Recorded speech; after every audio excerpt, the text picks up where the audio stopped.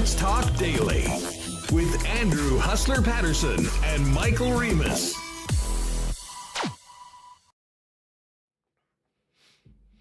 Hey, what's up, everyone? Hope you're having a great day. Welcome to Winnipeg Sports Talk Daily. Huss and Reem with you, and what should be a fun one. We've got lots to get to today. Coach Mike Taylor's going to jump on with us from the Sea Bears. Wasn't a great start for the squad last night in Saskatoon. Hopefully they got some of the rust out, though, before the big home opener tonight. Coach Taylor's going to join us coming up in about 25 minutes or so. Then we're going to dive into more on the Jets offseason and much more with Ken Wiebe. Ken did text me afterwards and said no wellness check was needed after the golf game yesterday. If you missed Mike McIntyre's visit with us, Ken was spraying it a little bit. And I know Ken sometimes takes the, when he's not playing well, it affects him. But he's in great spirits. And he will be joining us after Mike Taylor to talk about Scott Arniel, the Winnipeg Jets head coaching search, the Jets offseason, and the Stanley Cup playoffs. And, of course, we'll also tee up the Game 1 tonight between the Edmonton Oilers and the Dallas Stars. Our pal Matt Iwanyk's going to join us from Edmonton in the second hour of the program. We'll get the pulse of what's happening in Edmonton, how people are feeling on it, keys for the Oilers and Stars to win. And actually dive into a little bit of soccer. Matt's such a great resource for Canada Soccer Talk. And we do have a new manager, and that is not something we've really hit on yet on Winnipeg Sports Talk. And I want to find out more about the new skipper for the Reds. And Matt's going to be heading down to Copa to see Canada take on Lionel Messi in Argentina next month. So we'll touch on that a little bit, but really focus in on the Oilers and Stars. Going to be a great one. Great to have you all with us. As I said, we've got a little bit from Pierre LeBrun and Elliot Friedman on the coaching search. And, of course, we'll get to the Coach of the Year and GM of the Year awards as well in the National Hockey League, which I think both Winnipeg Jet representatives, Rick Bowness and Kevin Cheveldayoff, got consideration for their representative awards. The Scotty Scheffler video is out. The Blue Jays jacket is back. We will touch on that. And, of course, Game 1 last night with the Florida Panthers, stealing home ice away from the New York Rangers with a shutout win in Game number 1 at MSG. Just before we bring in Michael Remis, welcome to all the podcast listeners. Thanks for making us a part of your day. And shout out to everybody in chat. Hit that thumbs up button. And make sure you're subscribed to the channel if you haven't already. Just before we bring in Remo, a big thanks to the sponsors that make WST happen every day. Our friends at Rolly's Transfer, Coolbet Canada, Princess Auto, Consolidated Supply, Modern Man Barbershop, Manitoba Battery, Canadian Club, Little Brown Jug, Wallace & Wallace, F Apparel, Aikens Lake Wilderness Lodge, Next Door at 116 Sherbrooke. Don't forget Liz Hood hosting the PWHL Finals watch party coming up tomorrow night on Friday.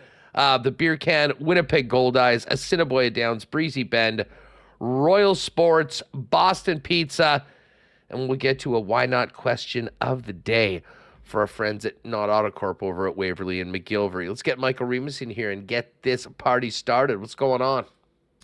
Feeling good. Fun time of year. Lots to talk about. Stanley Cup playoffs. Sea Bears. Watched some of that game last night. And, we got the Goldeyes in action. Big win yesterday. They're playing right now. And we did announce, if you missed it yesterday, our Goldeyes night out, June 18. And tickets, they're coming along. We've sold a bunch. So shout out to everyone who continues to purchase. Looking forward to seeing everyone out there. But, woke up this morning like, Huss, what are we going to talk about? But I actually got a lot of stuff here. Yeah, there is. I mean, just on that note, if you missed the show yesterday, we've got a date for our first ever Winnipeg Sports Talk Goldeyes patio party. And we're going to be utilizing the brand new left side patio decks built just below Craft Beer Corner, where I know many of us have spent quite a bit of time at Goldeyes games over the past couple seasons. It is going to be awesome. We're so excited to get out there, have our own area with pub-style tables and chairs, right by all our favorite concessions and craft beer corner. It is going to be great. So if you haven't already, and thanks to everyone that jumped on immediately and picked up tickets, if you're with us on YouTube, there's a link right at the top, link in the description. If you're listening on the podcast, just simply head over to winnipegsportstalk.com and what is it? Click on the store, Remis? Yeah, click on the store. There's just a Gold Eyes link. It just says Gold Eyes Night at the top. So perfect. There's a lot of ways. It's in the description of the video too. On podcast listeners, it's in the description of that. So easy to find. Exactly. So yeah, jump on those. But before they fill up, we do have a finite amount of tickets for that patio area. But especially podcast listeners. I mean, it's so great when we've done events or when we did things like the package over at the Jet games, seeing people that we maybe don't hear from in the chat every day, but are as loyal listeners to WST as any. So fingers crossed, we'll see some of you guys out there as well. But jump on those tickets right now. $20, taxes in, includes a ticket, and we're going to be getting some special WST koozies done up as well, which should probably come in very handy at something like a Winnipeg Gold Eyes game. Speaking of the Gold Eyes quickly, nice start for the Fish on home field. A big win in the home opener, and then a big win in their second game of the season. And I'm thinking, well, actually, we should check in on this right now because the team is actually playing. They had an early game today. And we should give a shout out to our pal, Connor Rabchak, who is doing a great job. If you're following us on our socials, Connor is often down at the ballpark early and been doing, just quick little 30, 45 second, 1 minute previews for the game. So shout out to Connor for doing that. But this is the tight one right now. Fish are up 2-1. Oh, no, we've just had a 3-run shot by Chicago. So top of the 8th right now. The Gold Eyes down 4-2. We'll see if they can come back and sweep their series against Chicago. But June 18th is our Gold Eyes night. Get your tickets. Join us for what should be an awesome night. Rio, we're going to get to the everything happening in the playoffs, but we found out before the game that it was not Rick Bowness that won the Coach of the Year. I don't think it's a surprise that Rick Tocchet won it. And listen, Rick Tocchet did an absolutely incredible job start to finish for the Vancouver Canucks. They went further in the playoffs as well, although beating Nashville may be a bit better of a matchup than going up against a team like the Colorado Avalanche. But for Rick Bowness in his final year coaching before retiring, to be a finalist for the Jack Adams speaks to the great job he and his staff did, which of course does include Scott Arniel, getting the team to a franchise record 52 wins. Would have been great to see Bones get that award. But Rick Tocchet, a very deserving winner. I don't think anyone can be too bent out of shape about it, but it would have been sweet for Rick to get that nod on the way out. Yeah, I wasn't surprised. I think it was Rick Bowness's award to win last year. It's usually like, okay, which team takes the biggest jump from being the worst team to being really good, which is why, like John Cooper has never won Coach of the Year, and Rod Brind'Amour, you could give it to him every year, but I mean, they're always good. So their chance was last year, but they had that second half slide. Vancouver went from not a playoff team last year to first in the Pacific. Who had Jeff Paterson on when you were away in January or something, and he was just saying how, very similar to what Rick Bowness did here, came in and gave them a lot of defensive structure. So, look, they won the division. They had a great season. They were nowhere close last year. The Jets were a playoff team last year for sure, and they had a great season as well, finishing 4th in the conference, but not a surprise. And the votes really weren't close, Huss. Tocchet, he had 82 first place votes and 483, points with their point system. Bowness only had 5 first place votes. We'll see if you think Ken voted for Bones as number 1? He better have. We're going to revoke his membership. It's a great question. You know what? The coaches is actually, he doesn't get a vote for that. Okay. The coach of the year is voted by the broadcasters. Okay, they vote for that makes sense. So Dan, so I guess that would be Dan and Paul. Yeah, Kevin Sawyer. Yeah, I guess. I mean, I guess, is it anyone? Well, maybe Ken will know that. We'll dive into that a little later on. And then we'll put some truth serum into those guys and see if they supported Bones or not in the vote. Hey, listen. I mean, unbiased, Tocchet probably deserved it. But as I said, it would have been a nice little sentimental choice. I thought that if it was really close, Bones, just because of how well liked he is, might get, a few extra votes. But listen, the job that Rick Tocchet did was pretty hard to overcome. So congratulations to Tocchet for the Jack Adams. The GM nominees are out, Remis. The Jim Gregory GM of the Year award in the National Hockey League. And not surprisingly, because of the way this is voted on, no Kevin Cheveldayoff. It's Patrick Allvin, Jim Nill, and Bill Zito as the finalists for the General Manager of the Year. Yeah, we thought maybe Kevin Cheveldayoff would get some consideration. I thought he had a great year as GM. I mean, coming into the season or after last season, you thought the team was going to be in shambles. They're going to lose Scheifele, lose Hellebuck. We're going to lose on a Dubois trade. Well, they signed those two guys, and they traded Dubois, and you could argue they got the better player in Velarde. They signed Brossoit, who helped them win the Jennings as backup. Niederreiter signed. Nemesnikov signed, the moves at the deadline. So I thought he did enough, but this is voted by broadcasters after the second round. So they probably looked at and that's why. Like Jim Nill, he won last year, Huss. Great GM. He's done an amazing job, but he won last year. So how many years does he get to coast on drafting Ottinger, Robertson, and Heiskanen in 2017? That was a long time ago. Now they're coasting on drafting Wyatt Johnson. Yeah, that was 2021. In 2021.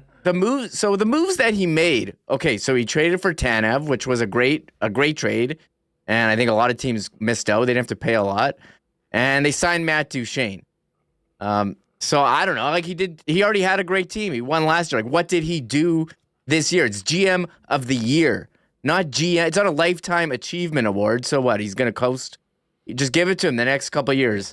Patrick Allvin, I think he fine. He did a good job. And Bill Zito, I mean, they were Stanley Cup finalists. Although he did, they listed the moves that he made.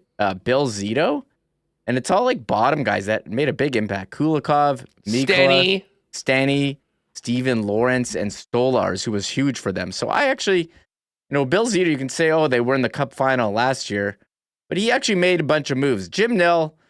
He stood pat. He didn't have to do anything. They had a great team. So so they're saying in his qualifications that he drafted Heiskanen, Robertson, and Ottinger in 2017. It's not GM of 2017 us. It's GM of the year, 2024. He didn't do a lot of moves in 24, but maybe that's enough. Maybe not doing the moves is the moves that he did. He didn't need to tweak anything. Listen, I mean, I'm not going to say that Jim Nill doesn't deserve to be considered with the top GMs in the league. No, I'm not saying that. For sure. He's a great GM. Yes, he's up there with one of the top.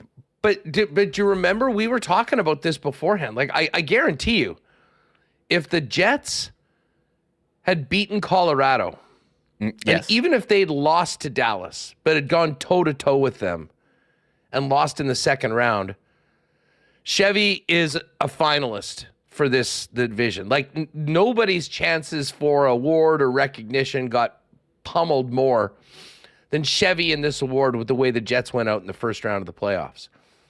The fact that this is voted on after the second round of the playoffs tells you all you need to know. Like go back year over year and see who the finalists are. It's guys that are in the third round of the playoffs. So Dallas is there, Florida is there, and Vancouver got it on the backs of, an amazing turnaround season. And Allvin, for the record, absolutely deserves to be one of the top 3 GMs, even if they didn't get past Nashville. the fact that they went toe-to-toe with Edmonton and took them to 7 games still puts his team fresh, top of mind. Great job by Rick Tocchet, which is another choice that they made going forward. But it's all timing, and it is all recency bias. And if you want to talk about the entire year, Chevy absolutely does deserve to be in that conversation. But much like the way hockey is right now, the regular season gets forgotten real quick come playoff time, especially if you get disposed of very fast, which is what happened to the Winnipeg Jets at the hands of the Colorado Avalanche. So the second that the Jets were out in 5, I was pretty sure that Chevy's chances of being nominated and potentially winning this award. I can tell you what, if the Jets somehow won those first 2 rounds of the playoffs, I bet he's announced as the winner. But what can you do? It's a team game. The team didn't get it done, and that had a major effect on Chevy. But to your point, you look back at this last 12 months, at the end of last season, moving forward, the Wheeler buyout, the Dubois trade, getting Hellebuck and Scheifele to sign extensions, Nino Niederreiter as well, considering the challenges in Winnipeg. Chevy did a great job last year. Unfortunately, did not get the result in the playoffs that you really need to be a finalist in this award. Yeah, and they're going to get, these guys are all really good GMs. They've done a great job building their team, but are you giving them like a lifetime achievement for, the work that over the years, or is it GM of the past year? So what, is Jim Nill going to win again next year when Dallas is really good because he drafted Logan Stankoven and Wyatt Johnston and those other guys? So I don't know. Look, it's May 23rd. Got to come up with stuff to talk about here. I thought he deserved recognition. He didn't get it. They didn't have success in the playoffs. Oh, well, we'll move on. If this was voted on at the end of the regular season, he's in, yeah. He might win it, to be perfectly honest. Like, the Jets finished 4th overall in the league with everything that we just went through. If it was voted on like other awards, not only is he a finals, he might win it. But it's voted on. we can't change it. It's voted on after the second round. And when you go quickly in the first round, people forget about you real fast. And that's what happened to Chevy. Why do they even vote after who decided that? Like, why not just vote after the Stanley Cup and just give it to the GM of the team that won the cup? Like, what are we? The cup. What are we doing here? Yeah, obviously, the team who wins the cup, that's the best GM of the year. obviously. Like, what are we doing here? Anyways, it's the fact that it's in the middle of the playoffs is just so bizarre. Like, I'm sort of with you. Like, are you going to include the regular season and the playoffs? Okay, sure. Just the regular season, fine. No, it's only 2 rounds. But the regular season and half of the playoffs, it does seem like a very strange compromise when it comes down to the way things are done right now in the Stanley Cup playoffs. But anyways, that's what happened with our former coach and current GM. We'll get into the latest on the coaching process, I guess, is the key word we're hearing from plenty of the insiders right now with Ken.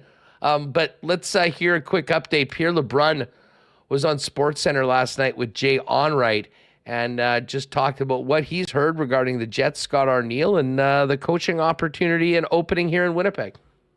Listen, I think they felt it important to certainly speak to other candidates. We know they spoke with Craig Berube. They spoke with Todd McClellan. So it's certainly not like they sat there and said, we're just going to hand this to Scott Arniel without even having a process. They've definitely had a process. That process is still not over, and it's still not 100%, but my sense of it is that it's most likely going to Scott Arniel after having gone through this process. Again, I'm not ready to say that's 100%, but I think that's where that's the leading indication. And you see this sometimes where you go through the process, hear from other coaches, which is a useful tool sometimes, if you're the Jets and other teams have done this, where you get to hear from other coaches about what they think of your team. Yeah. And so it can be a fruitful exercise, but all signs point to Scott Arniel. All right, so there's LeBrun on SportsCenter last night. And listen, with all due respect to the insiders and the work that they do, because we're always waiting to get legitimate information from them. That last 50 seconds, Remis, is no different than anything that I could have told you or probably did tell you yesterday on this program or earlier. What do we know? They've been talking to people. We know 2 names.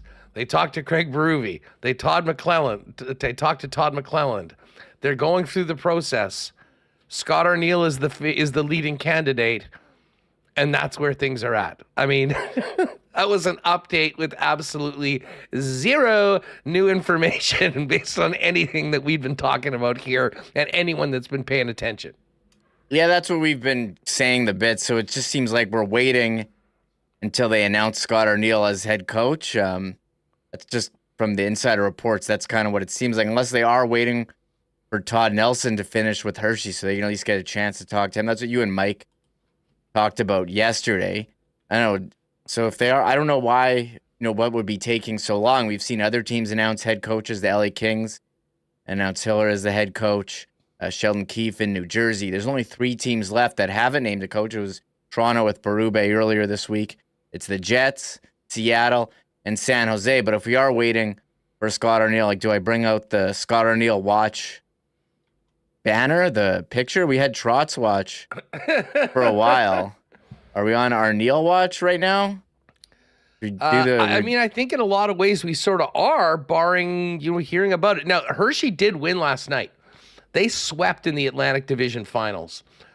So maybe there is a little bit of time that they can. Oh, they're already set for the. Oh wow, their series is beginning on the 30th. Oh my God, there's a week. Well, I'll tell you what. We brought this possibility up yesterday that maybe if they swept, there might be some time. Hershey and Cleveland begin their best of 7 conference final a week today. What? So, yeah, I just pulled it up right now in the AHL. Game number 1 is Thursday, May 30th. I had to check the calendar to make sure I wasn't screwing up where we are. So there's a week. So I'll tell you what, I would be shocked if there isn't an opportunity to at least have a conversation for a couple hours via Zoom like they've done with some others and see whether they need to continue waiting or they can move on with it. But anyways, we'll get to that with Ken coming up in a couple of minutes. Speaking of coaches, the coach of the Sea Bears, who's opening up their season tomorrow night in their sold-out home opener at Canada Life, is going to join us in just a moment. Let me quickly thank our friends at Rolly's Transfer. Family-owned and operated for over 60 years, is the most trusted name in moving in Winnipeg and southern Manitoba for their support. Gang, if you are moving this summer, we know how stressful that can be. Let the experts at Rolly's, who've been doing it for 7 decades now, take as much of the stress out of the process as possible for you. Easiest thing to do for you is get on over to their new website at rollys.com, ROLLYS, and click on that request a quote feature right up at the top of the screen on the right. You're going to throw in where you're moving to, how much you're moving, all of that, when you need it done, and they'll fire you back a quote real quick and get in touch with you, and they'll hopefully make arrangements to give you the best and safest, most trusted move for all of your belongings and prized possessions. Huge logistics business, so not just in the city, but throughout southern Manitoba. Flexible times and great prices as well. The bottom line is Rolly's has been Manitoba's most trusted name in moving services for over 60 years, and they're ready to help you and your family on your next move. Find out more and request your quote today at rollys.com. Big weekend coming up. It's not going to be too nice outside, apparently, which means it's a great time to go check out the Ding-a-Ling at Spring Sale at Consolidated Supply over at 1395 Niagara Road East. There is some huge deals. If you're thinking about a hot tub, get down there this weekend. 25% off all in-stock hot tubs. Friends and family pricing on everything at Consolidated Supply. They've got new and used club car, golf carts, and some incredible vehicles that can be used commercially as well. And they're now carrying the full line of Crest lithium power tools, which include like robot lawnmowers that utilize satellite feeds to take care of your property. It's going on. It starts on Friday from 10 to 6. Saturday, they're open 10 to 4. And on Sunday, they'll be doing it again from 10 to 2. So get on down to Consolidated Supply. The Ding-a-Ling, it's spring sale. $13.95 Niagara Road East, right up by near the Canadian Mint. And you can find out more online at cte.ca. You got to power all those tools. And maybe that boat, the Sea-Doo, the jet ski, your camper. Donnie and Manitoba Battery are ready for that. You want to shop local, get the best prices in town, not even have to leave your house. That's where Manitoba Battery comes in. They always have the best prices, beating the pants off the big box stores. They'll also deliver it to you for free anywhere inside the city of Winnipeg with any purchase over $60. Get over right now to manitobabattery.com and check out all of the special deals they've got going on for their spring sale. You can order online or pick up the phone. They'll deliver it to you citywide, or pop by and see them either on Logan Avenue or their brand new location on Dover Court. Again, it's manitobabattery.com. And hey, big home opener tomorrow for the Sea Bears. Maybe you want to get, a fresh look to look good at the game, which will be packed with fellow Sea Bears fans. Get on down to Modern Man Barbershops, gang, just in time for tip-off. 8 locations in the city of Winnipeg, including the newest locations on Plessis Road and Pembina Highway. Got you covered with great haircuts, beard shaping, shaves, color services, and more. All the products you need. Easiest way to make an appointment at the nearest Modern Man Barbershop is to book your look online at modernmanbarber.com, and give them a follow while you're at it on Instagram at Modern Man Barbershops. All right, Sea Bears season is back.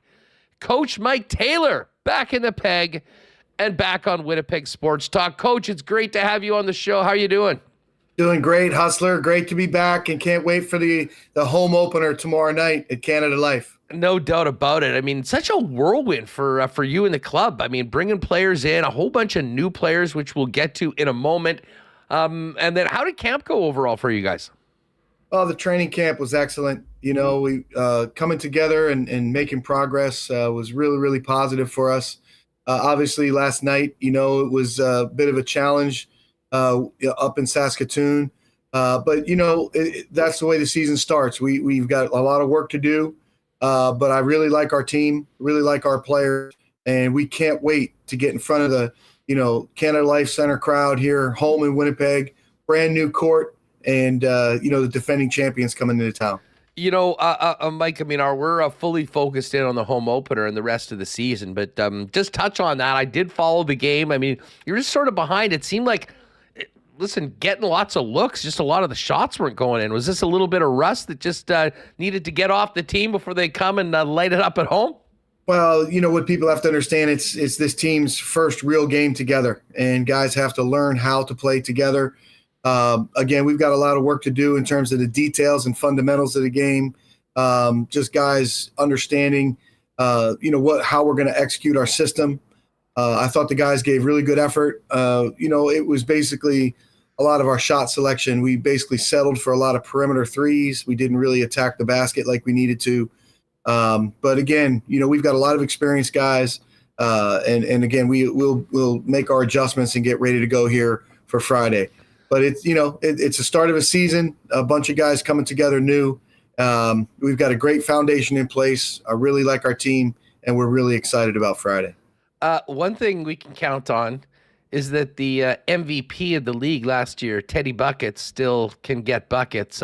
40 points last night for Teddy. He sort of picked up where he left off last year, it seems. Yeah, Teddy, he was really good yesterday. Especially we had a lot of foul trouble in the first half, several players with 2 and 3 fouls. Teddy helped us trim the deficit to 5 before halftime.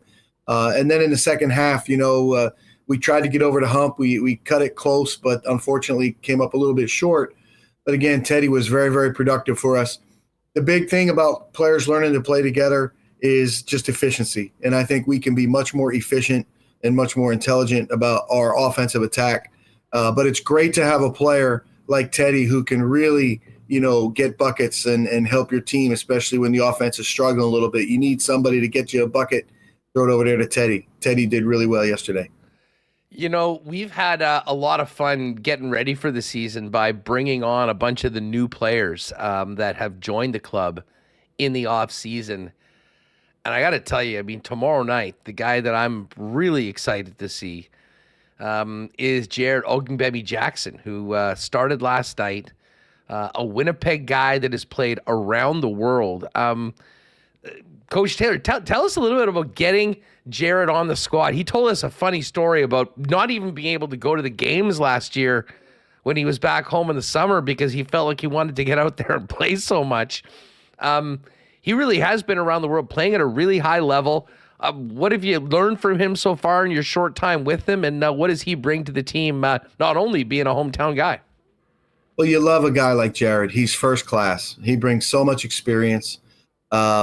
Obviously, the connection to hometown is something special. It's something that he's thought about and something that he's wanted to do. We were very close to having him active on the team last year, but the way things work, it didn't, materialize.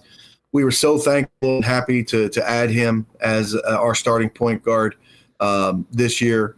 All the different situations he's been in throughout his career overseas. Now he gets a chance to play in front of family and friends at home. And I know Friday will be a big moment for him. He takes a lot of pride in his city.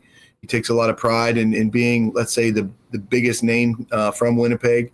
I think that he's going to get adjusted and accustomed to this league very, very quickly. He showed so much skill and ability yesterday. I personally view him as a CEBL Damian Lillard. I think he's a guy that can really impact the game. Great three-point shooting. A little bit undersized, but he just is crafty and really intelligent.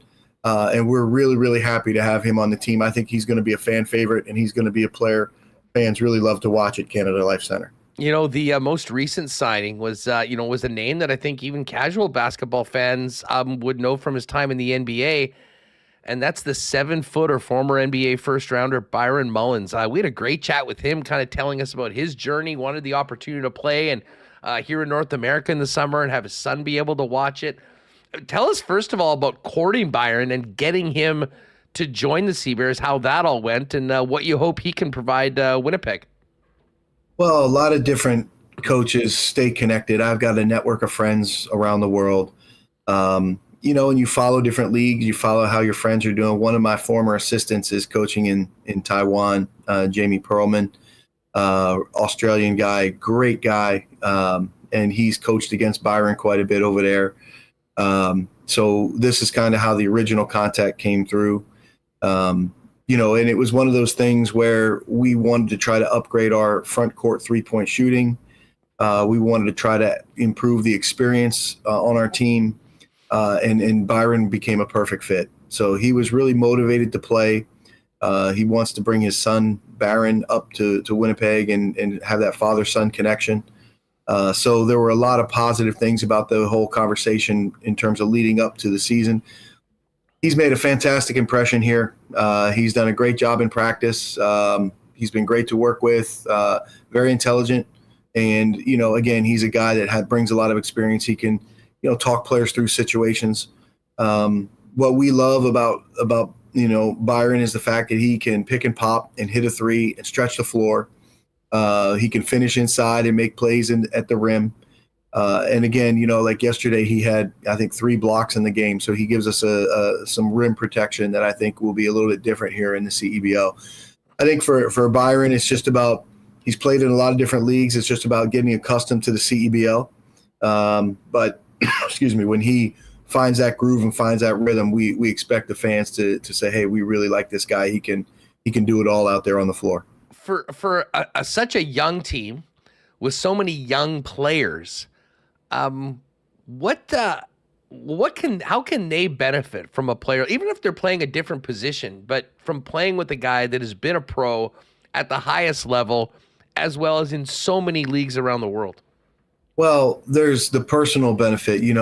Some of the players that are interested in, trying to make the NBA, Byron's been there, and he can talk them through different circumstances and situations of how to really present yourself well. He can talk about some things that he experienced in his career, maybe in a good way or a way that he would do differently to try to help pass on to the next generation of players, hey, this will put yourself in the best situation possible. On the floor, he can talk guys through situations. He can help them through different coverages, different reads, different reactions to game situations. And we've already seen it on the floor in training camp. He's made a really positive impression with the players. He's been a good voice for them, sharing experiences. And we're really happy to have him. I think it's great that we get a player of such experience and caliber here as a young organization, and he can pass on some of that information on and off the floor to our guys. You know, one of the other conversations that really stood out of the Sea Bears players that have joined us leading into the season was Alex Campbell. And I mean, he was he was a phenomenal interview. Seems like just a phenomenal individual. I imagine you'd coached him before in Vancouver, if I'm not mistaken. Yeah. How excited were you to get him into the fold here with your new club, and what does he bring to the table? I love Alex Campbell. He was our main player, our central player in Vancouver, my year with the Bandits. His character. He's a low maintenance guy. He just is a team player all the way. I have a great personal connection with him. So I'm very, very proud and very thankful that he signed with us. We signed him for the character and game reasons. He's a great defender, can hit shots. He's a guy that is really complimentary and making others better. Last night in the second half, he made several great defensive plays for us. But I think when you start to take a look at the CEBL, this is a guy who has tremendous accolades. He's 6 points away from becoming the first 1,000-point Canadian scorer. He's the all-time CEBL leader in minutes played. He's got so much that he's accomplished within basketball. And now, he brings this experience to our team. I think he's fit in extremely well with our guys. He brings great leadership, great character to our team. And again, I think he's going to be a player that fans really, really enjoy, and they say, hey, we really like this guy and appreciate his game here in Winnipeg. Last year, I mean, one of the many great stories about year one of the Sea Bears was the emergence of Simon Hildebrand as not just a player hanging around the team, kind of learning for some pros, but a guy that went out and played and made some big shots and won some games. He's now joined by Sean Moranin, who was on the practice roster last year. Both of them have been on the program before, have been doing great things at U of M and U of W, respectively. Moranin leading the team to the Nationals again this year. I've got to ask you, from your were you able to watch those guys during the off season at all? And how far have both Simon and Sean come along since you bid them adieu at the end of last season to firing things up now? Well, the first thing is both Simon and Sean are great young men, outstanding, representatives for the city, on the court, off the court. They seem like they'd be really fun young men to coach. They are. They're really coachable. They listen. They work hard. Both are really, I think, well respected around the city. And I mean, I just love the connection we have with both programs, the University of Winnipeg and Manitoba. Simon, obviously, winning U Sport Player of the Year last year was outstanding recognition for his work.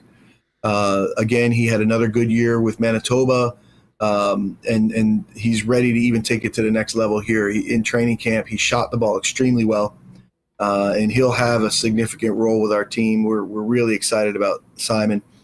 And Sean is a guy that, you can overlook players of smaller stature. You can go by the metrics and say, this guy's this height, he's maybe not tall or whatever. But what I think gets lost a lot is the feel for the game. And I think when you're around Sean and you watch him play, he has a tremendous feel for the game. Then when you build a roster and you put a lot of players out there who like to shoot the ball, guys want to score, want to get buckets, you need a player who's going to distribute and kind of organize them. And I think this is where Sean's value comes in. Sean is a young player, so there will be some challenges playing against the experienced guys and the bigger physical players, but he's smart about putting himself in good situations, and he really knows how to play. So he's done very well last year with us in practice squad. He had some ear issues last year, but this year he's come into training camp and he's done very, very well. So we're excited about, having him active at different points in the season. And when he'll get the opportunity to play, I know he'll be a really popular player here among Sea Bear Nation. Staying with the local flavor, obviously, I mean, all of our listeners are very familiar with Big Chad, who was the first player signed, and he's back.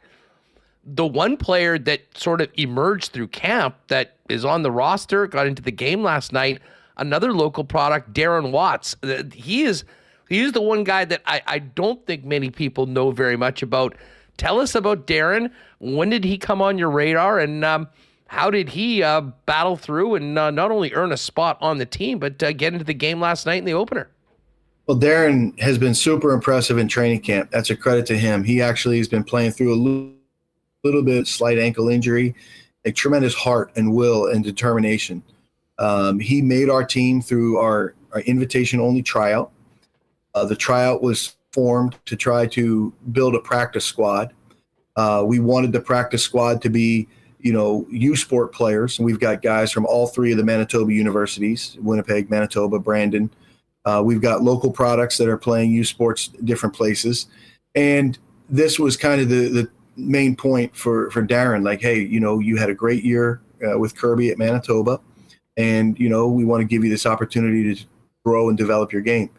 Unfortunately, one of our draft picks and player last year, Tyler Sagal, has been battling some concussion issues. So he has been inactive through training camp, and this provided the opportunity for Darren to get out there and really show what he can do. And I can tell you, Darren competed so well in training camp. Like he was kind of that annoying player in practices. He was going hard. He was really defending guys like Teddy extremely physically and really competing. And it was annoying in a positive way. Like, we as coaches loved it. It really impressed us.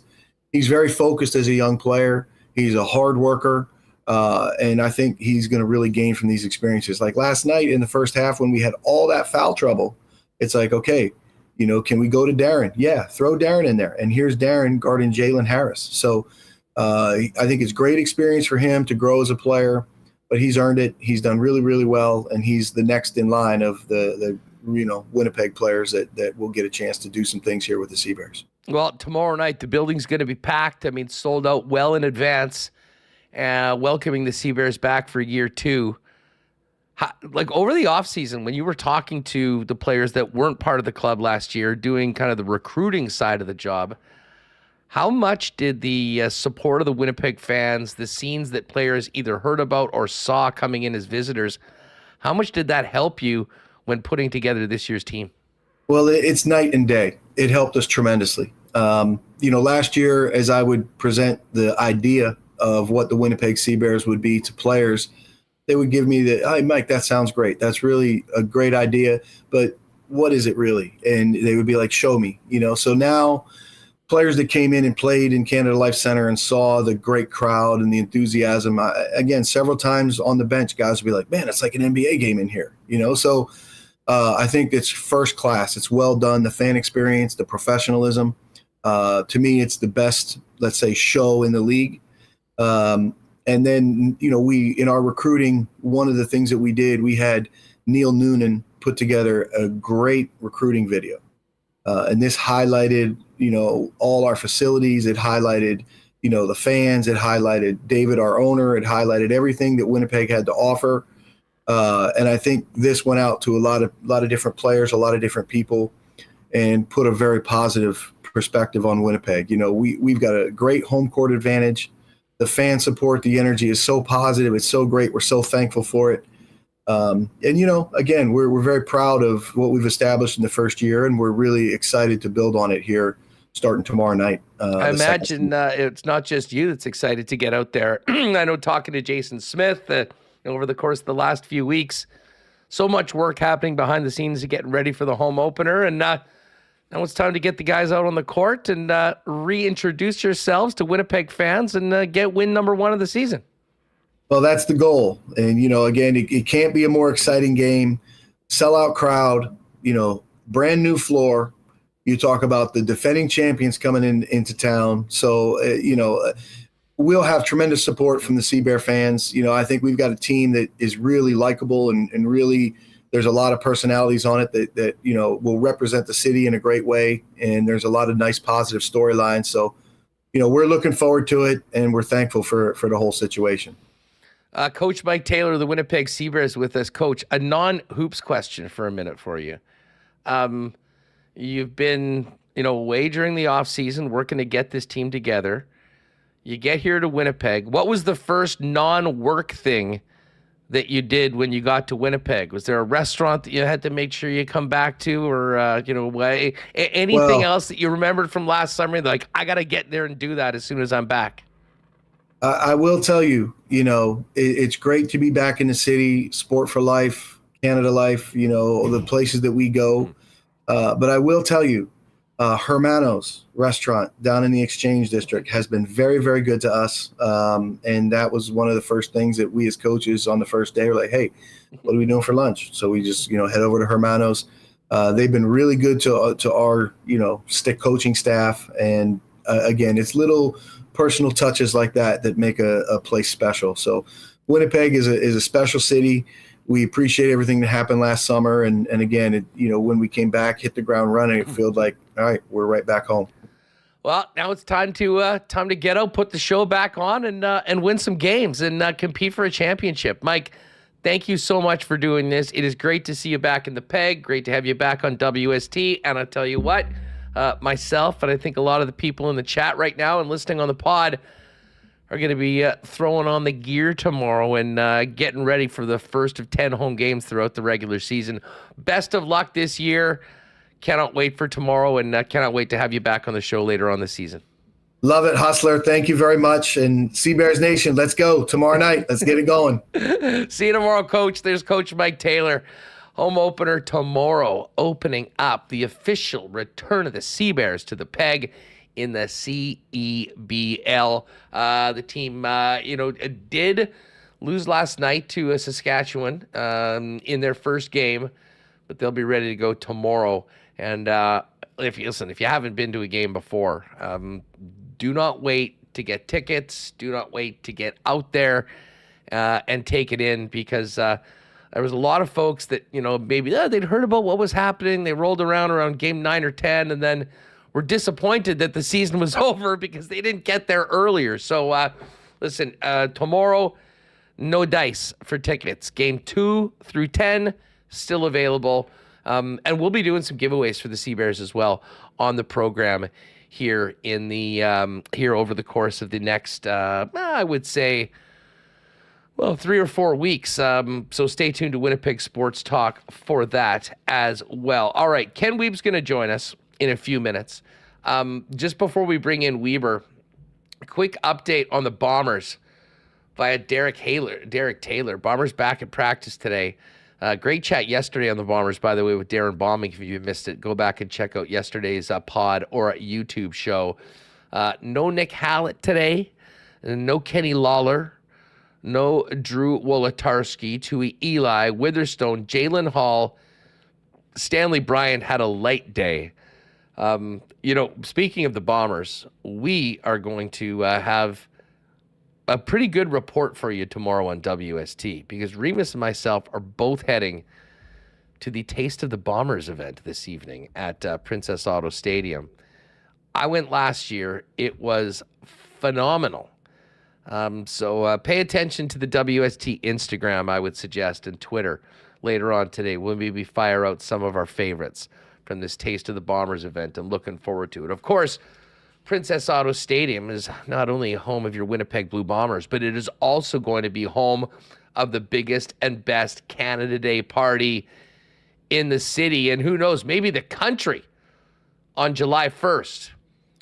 And it's absolutely free, gang. The Bombers and Princess Auto putting on the Canada Day celebration at Princess Auto Stadium for the entire family. Monday, July 1st, activities start at noon with a local market, food trunks, face painting, storytelling, inflatables, and more. So bring the entire family down. And then the entertainment gets going at 3 p.m. with main stage performances featuring Neighbor Andy, Katie St. Germain, Indian City, Brandy Vesna, and then Doc Walker and headliner the Sam Roberts Band. Fireworks lighting up the city skyline at dusk. And again, it is absolutely free. So mark it down. You don't need to buy a ticket. Just plan to be there. Canada Day, July 1st at Princess Auto Stadium. And again, thanks to Princess Auto for their support. You can pop by and see them on Panet Road, Portage Avenue West, or shop online 24/7, 365 at princessauto.com. Man, our friends at Wallace & Wallace are busy right now. Winnipeg's fencing and overhead door specialist. You've seen their fences and trucks all over the city. Why? Because they're the best in the biz, and they've been doing it since 1946. If you need the security and protection of a new fence, or if winter's done a number on your old one, give them a call. They got vinyl, ornamental, welded wire, chain link, wood fences, whatever you need. And hey, if it's time to replace your garage door, touch base with them because they've got Winnipeg's biggest selection of overhead garage doors, something perfect for your property. 452-2700 is the number. The Wallace & Wallace team will arrange a time to come out and give you a free estimate. You can also visit them at wallacefences.com or pop down to their showroom on Lawson Crescent off of Kenaston. And hey, as the weather gets nicer, although it doesn't look like it's going to be very nice this weekend, you've seen that rainfall warning. You know what's coming up. Wedding season, big events. If you need to up your menswear game for those events, get on down to F Apparel today. Of course, F Apparel is the leading menswear spot in town with custom suits beginning at $400, along with chinos, golf pants, custom shirts, both tucked and untucked styles, and an incredible selection of menswear accessories.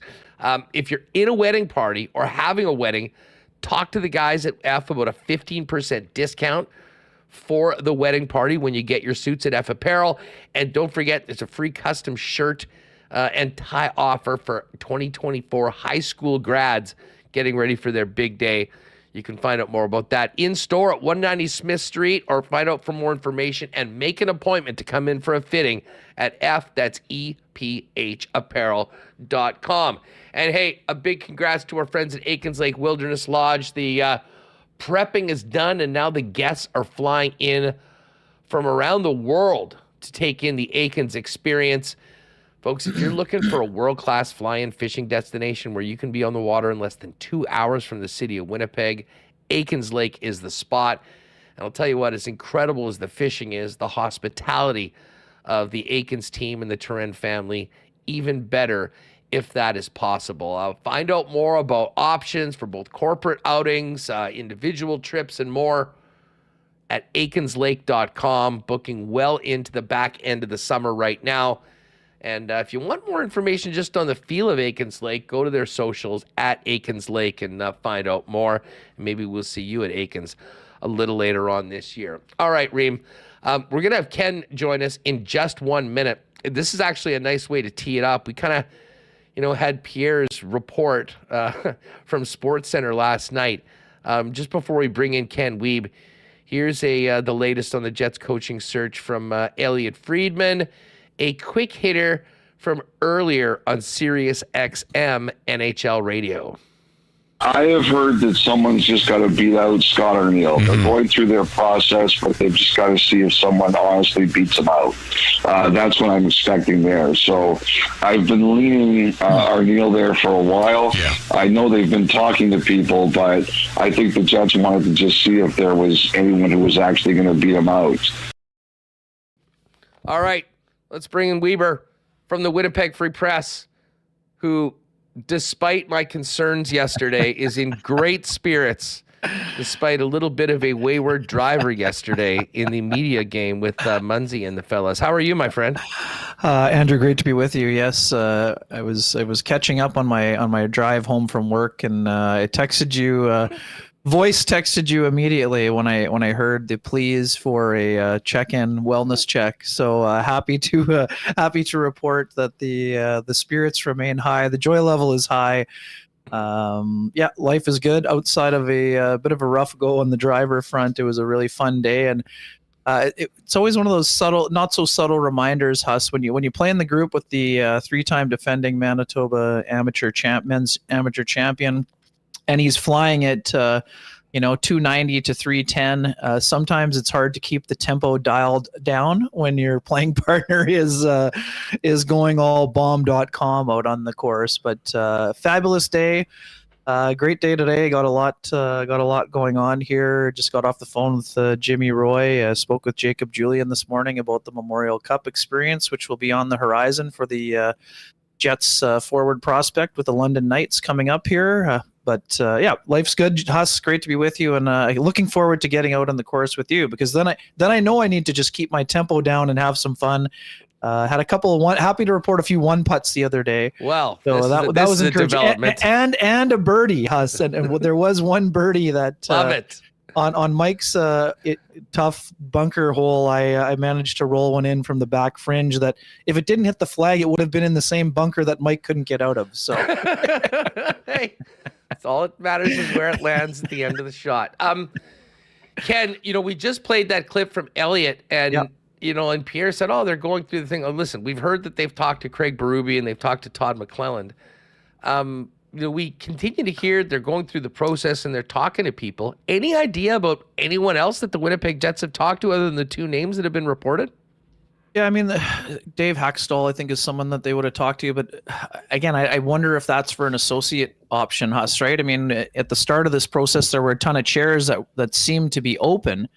And now they're basically down to, outside of Winnipeg, they're down to Seattle, where Dave was the head coach who was removed, and San Jose, where, they're now, speaking of permission, it sounds like Marco Sturm will be right in the thick of things for the San Jose Sharks. So, I mean, this is sometimes has happened, right? Sometimes the guy who applies for the head job also gets offered the associate job at the end of the day. So, we know the ties Dave Hackstall has to UND and to the area. I could seriously see him as a candidate for an associate coach job. And outside of that, we're trying to connect the dots. Again, I don't have this on any authority. Dallas Aikens is another guy, Huss, who I wonder, given his situation, I wonder if an associate job would be appealing to him. But I know he did some work on the GM front overseas the last year. So outside of that, I don't. Again, there would be some other. Could Carl Taylor be someone? We're focused on Todd Nelson, but I mean, Carl Taylor is a guy that the Moose would be familiar with from seeing him a ton of over the last few years. Also, they could be waiting on him as well. But and I know you were talking with Mike and about others during the week, but I personally don't see an opportunity to interview a coach between rounds, Huss. I mean, I know they do it in the NFL, but to me, I don't think in good conscience a coach can. You can say all you want about being focused on the next round, but if you can't be taking your other job while you're in the middle of a playoff race. That's just not fair to your organization or to the team that you've invested the entire season with. So I don't see there. Again, I could be completely wrong, but I would highly doubt it that there would be an opportunity to go in between rounds. Normally, I would totally agree with you. Although I did just look at the AHL schedule, they won yesterday. Right. Their series doesn't start again until next Thursday. Yeah, I understand. There's a week between these two. So I'll say is if there was ever the chance to do it, it's the time when there's a week off between series. Not saying that it will be, but I guess, is this a waiting game for the end of the Calder Cup playoffs, potentially, to talk to Todd Nelson before they do anything? Well, Huss, I understand that we, in the positions that we're in, we'd love the announcement to be today, but to be honest, the draft is still over a month away. So would the Jets like to have their head coach in place before the draft and maybe a couple weeks before? Absolutely. But they don't need to announce their head coach on May 24th. They're going to have their amateur meetings. They're going to have their pro meetings. The time when the head coach has the input in that period of time before free agency and the draft, because maybe there's some moves coming at the draft that we've speculated on for the last month or so, you don't really need that input until probably 2 weeks down the road. You could probably push it to 3 if you really had to. So to me, I don't, although we'd love this to be announced yesterday, but I don't see there being a hyper speed situation required where you're trying to make sure someone else doesn't get the candidate or whatever else. Could that still happen? Sure. But I don't see that being an issue. I think you want to be as patient as possible. Ultimately, you want to get the call right. But again, both what Pierre and Elliot have reported, Huss, it's been what you and I have been talking about basically since the vacancy has been open. So I don't see any change in that front, but I do think that people that want a coach hired tomorrow should be a little bit patient, and otherwise you're going to be disappointed. Is my personal view. Yeah, I mean, I'm just looking at the schedule. So the series starts on May 30th. Game 7, and this is the semis. We're not talking about the final here. Game 7 is on Wednesday, June 12th. So the earliest the Calder Cup final could possibly start would, I guess, be the 14th or 15th. That series could go 2 weeks. You know what 2 weeks from that weekend is? Yep, the NHL draft. Like, there is the possibility that if Todd Nelson and the Hershey Bears win and keep going to the Calder Cup finals, that they wouldn't be able to talk to him before a very, very important week for the organization.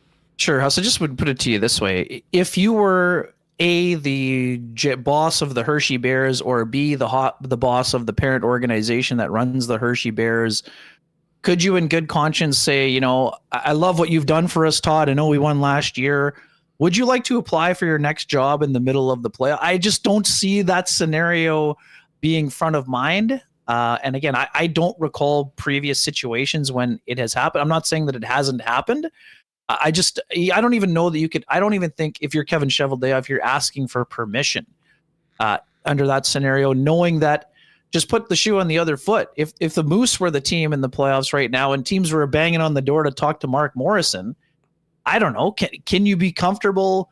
Like, you're basically saying that guy might have 1 foot out the door before you play your most important games of the year. And I just don't think that that's fair to the players who you've been coaching or to the organization that you currently work for. That's why I don't think it's going to be happening. Except the fact that it's the American Hockey League and we're talking about an NHL job. Like, NHL has no issues pulling up a player to the National Hockey League when needed. I mean, that is the goal of everyone in that league, sure. Right? I guess the question is, might the success of Todd Nelson and the Hershey Bears this year take him out of the equation and make him not a possibility to even talk to the team before they feel they need to make a decision? Well, I mean, we have evidence to suggest that maybe that's what happened to him last year already, right? As there were a few more vacancies before the draft last year, before the Calder Cup finished. I mean, that went the distance. It went all 7 games, and you had 2 guys in that situation with Dan Bylsma also again, and Dan Bylsma is a candidate for the Seattle job now. So, yeah, I mean, sometimes, but also it's also a reminder that if you are that serious about the candidate, that you'd be willing to wait. I think so.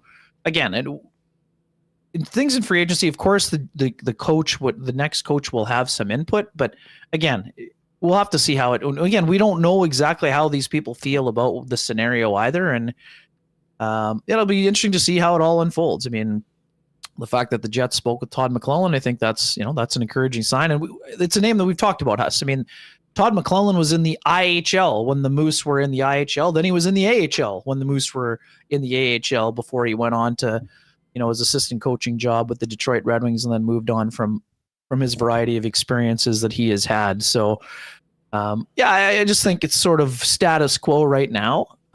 There could be some other candidates whether it's the junior level. I mean, another Patrick Williams, our pal, who used to work in this market, who covers the AHL so extensively. I had asked him about a couple other names. He was curious maybe about someone like Mitch Love, a former coach of the year at the AHL level. I believe he was on Spencer Carberry's staff this year in Washington. That might be a guy who, there would be some interest in, but it'll be interesting to see. But again, I as we sit today, the guy in the pole position is the guy who's been in the pole position from the beginning. And, we'll see what happens there. And again, I know you didn't ask me about this, but this has been something that's been showing up. I know it's shown up in your inbox and on my mentions. This whole theory about the regular season not mattering because the Jets flamed out in the playoffs, Huss. I mean, I want to put that narrative to bed right now, Huss. Of the 4 teams that are left, who's left?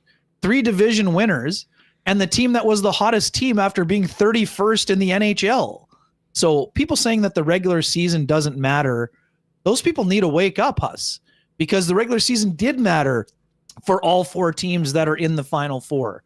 So that doesn't take the Jets off the hook for not reaching the level and raising the level. But for everyone who says you should dismiss Arniel out of hand because he's been on teams that lost in the first round both years, come on, that's not how it works. You definitely have to grade the playoffs differently than the regular season, sure, but that's not a scarlet letter on the resume because he was on that staff. I mean, that's just not the case. No, I mean, Rick Bowness was up for Coach of the Year last night. Like there was right. Listen, like that group did a lot.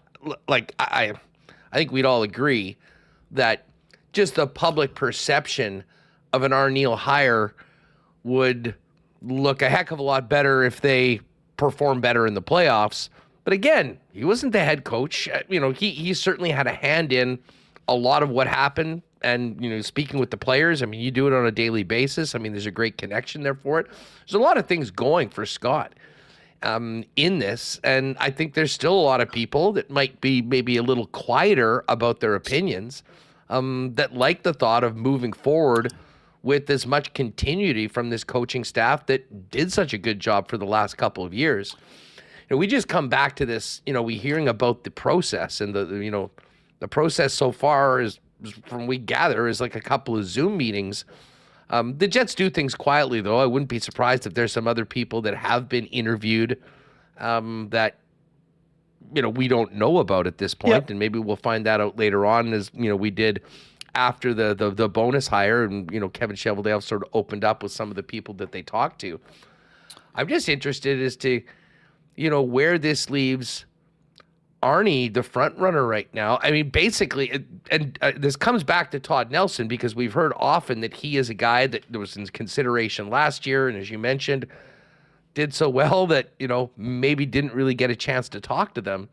You know, if he is a guy that, you know, they want to talk to, can they wait that long to do it? Like, what do you think the chances are that the Jets don't have a coach in Vegas when they're making their selections?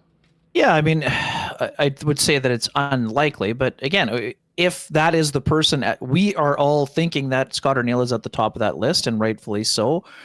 If Todd Nelson is at the top of the list, then you wait. I mean, like, there's teams, of Even course. If he's like on the top of that list, is he on the list? Like, do they need to wait that long to do that, I guess? Or are they confident enough that they could go ahead and make a decision without even getting to that point of talking to a guy that, you know, from many different reports, there was some interest in?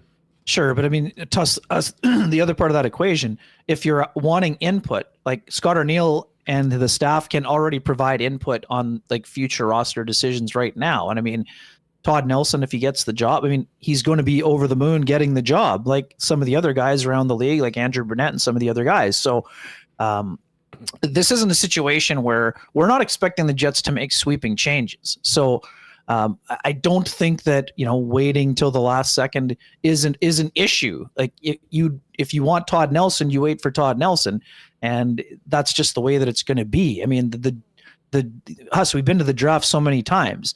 Even if it's a new coach or an older coach, the coach is just around to shake hands. He's not around there. Like, he's not whispering in Mark Hillier's ear saying, hey, take that right shot defenseman out of Moose Jaw. Like, that's not the job of the head coach. Now, would the head coach influence some of the free agents? Sure. But like, you still would there's still going to be time for those opinions to be shared. But the lists will already be built on those fronts before that happens. So again, I wish I had a better answer for you, Huss. This is the way that it works.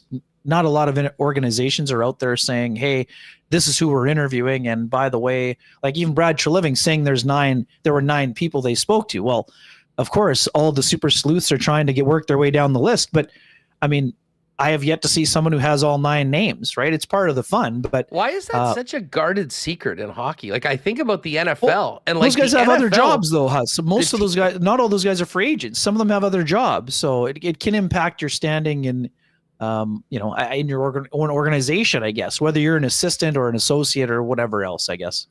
But again, we all want it to be more transparent. Like of the course. Atlanta Falcons were tweeting out. Sure, that's we fair. are interviewing this guy. He's the defensive coordinator of the Seattle Seahawks or whatnot. Yeah, that's more of a newer development. But hey, would we love to see that? Of course we would. I mean, and would there be some benefit to it? I think in some ways, yes. But again, I think here there would be. I think absolutely here there would be because. Listen, I mean, everyone's going to have their own opinion. And to be honest, I think most of the opinions are probably leaning on the more uneducated side. I mean, realistically, how many people do really know about, the coaching skills and what each individual guy brings to the table? But great point. When we're talking about, the team going through the process, I mean, so far, all we know is there's been 2 Zoom calls. Like, what is the process right now? That I think more information on that would certainly help the Jets, regardless of what the decision is at the end. I think give confidence that they are doing all of the things that every stakeholder would expect that you would do to get the best possible guy for the job. Sure, Huss, but I mean that's just hasn't been the way that the things have been done around here. It's not the way that Kevin Cheveldayoff prefers to keep things close to the vest. And I think that people understand that. However many I don't know that the number of people interviewed is a huge, something that is again, it's of interest to us for sure. And I do think there's other interviews that are being held, but I don't expect that they're going to be overly transparent about who gets interviewed. It just isn't really the way that not a lot of teams in the NHL are really going on. Like, again, we know the people that were believed to be interested in the New Jersey job or even interviewed. But, at the end of the day, I don't think that Tom Fitzgerald's out there saying, we interviewed 8 guys and, 4 were from the American League and 3 were unemployed previously. And, one of them was Sheldon Keefe. Right. So, I don't know. And the other thing, just a quick aside, and I think it's noteworthy because of where things stand. Not a ton of people were super pumped about Peter Laviolette. All we heard about Peter Laviolette when he got hired was, "Oh, congratulations! He's coached every team in the Metro Division. Yeah, great. You won a Stanley Cup in 2006, but what have you done for me lately? Why are they hiring a recycled coach?" Well, all that recycled coach did was lead them to the President's Trophy in the Final Four. And again, the year before, Laviolette didn't make the playoffs. This year, the team that he coached won the President's Trophy, and we know the connection with Peter Laviolette and Scott Arniel. They worked together. Peter raved about him when he was through town. And again, what happened to the Rangers last year, Huss? First round flame out, and they were up 2-0 against New Jersey, right? Things 3-1, changed. I think. It was definitely 3-1. Yeah. Anyways.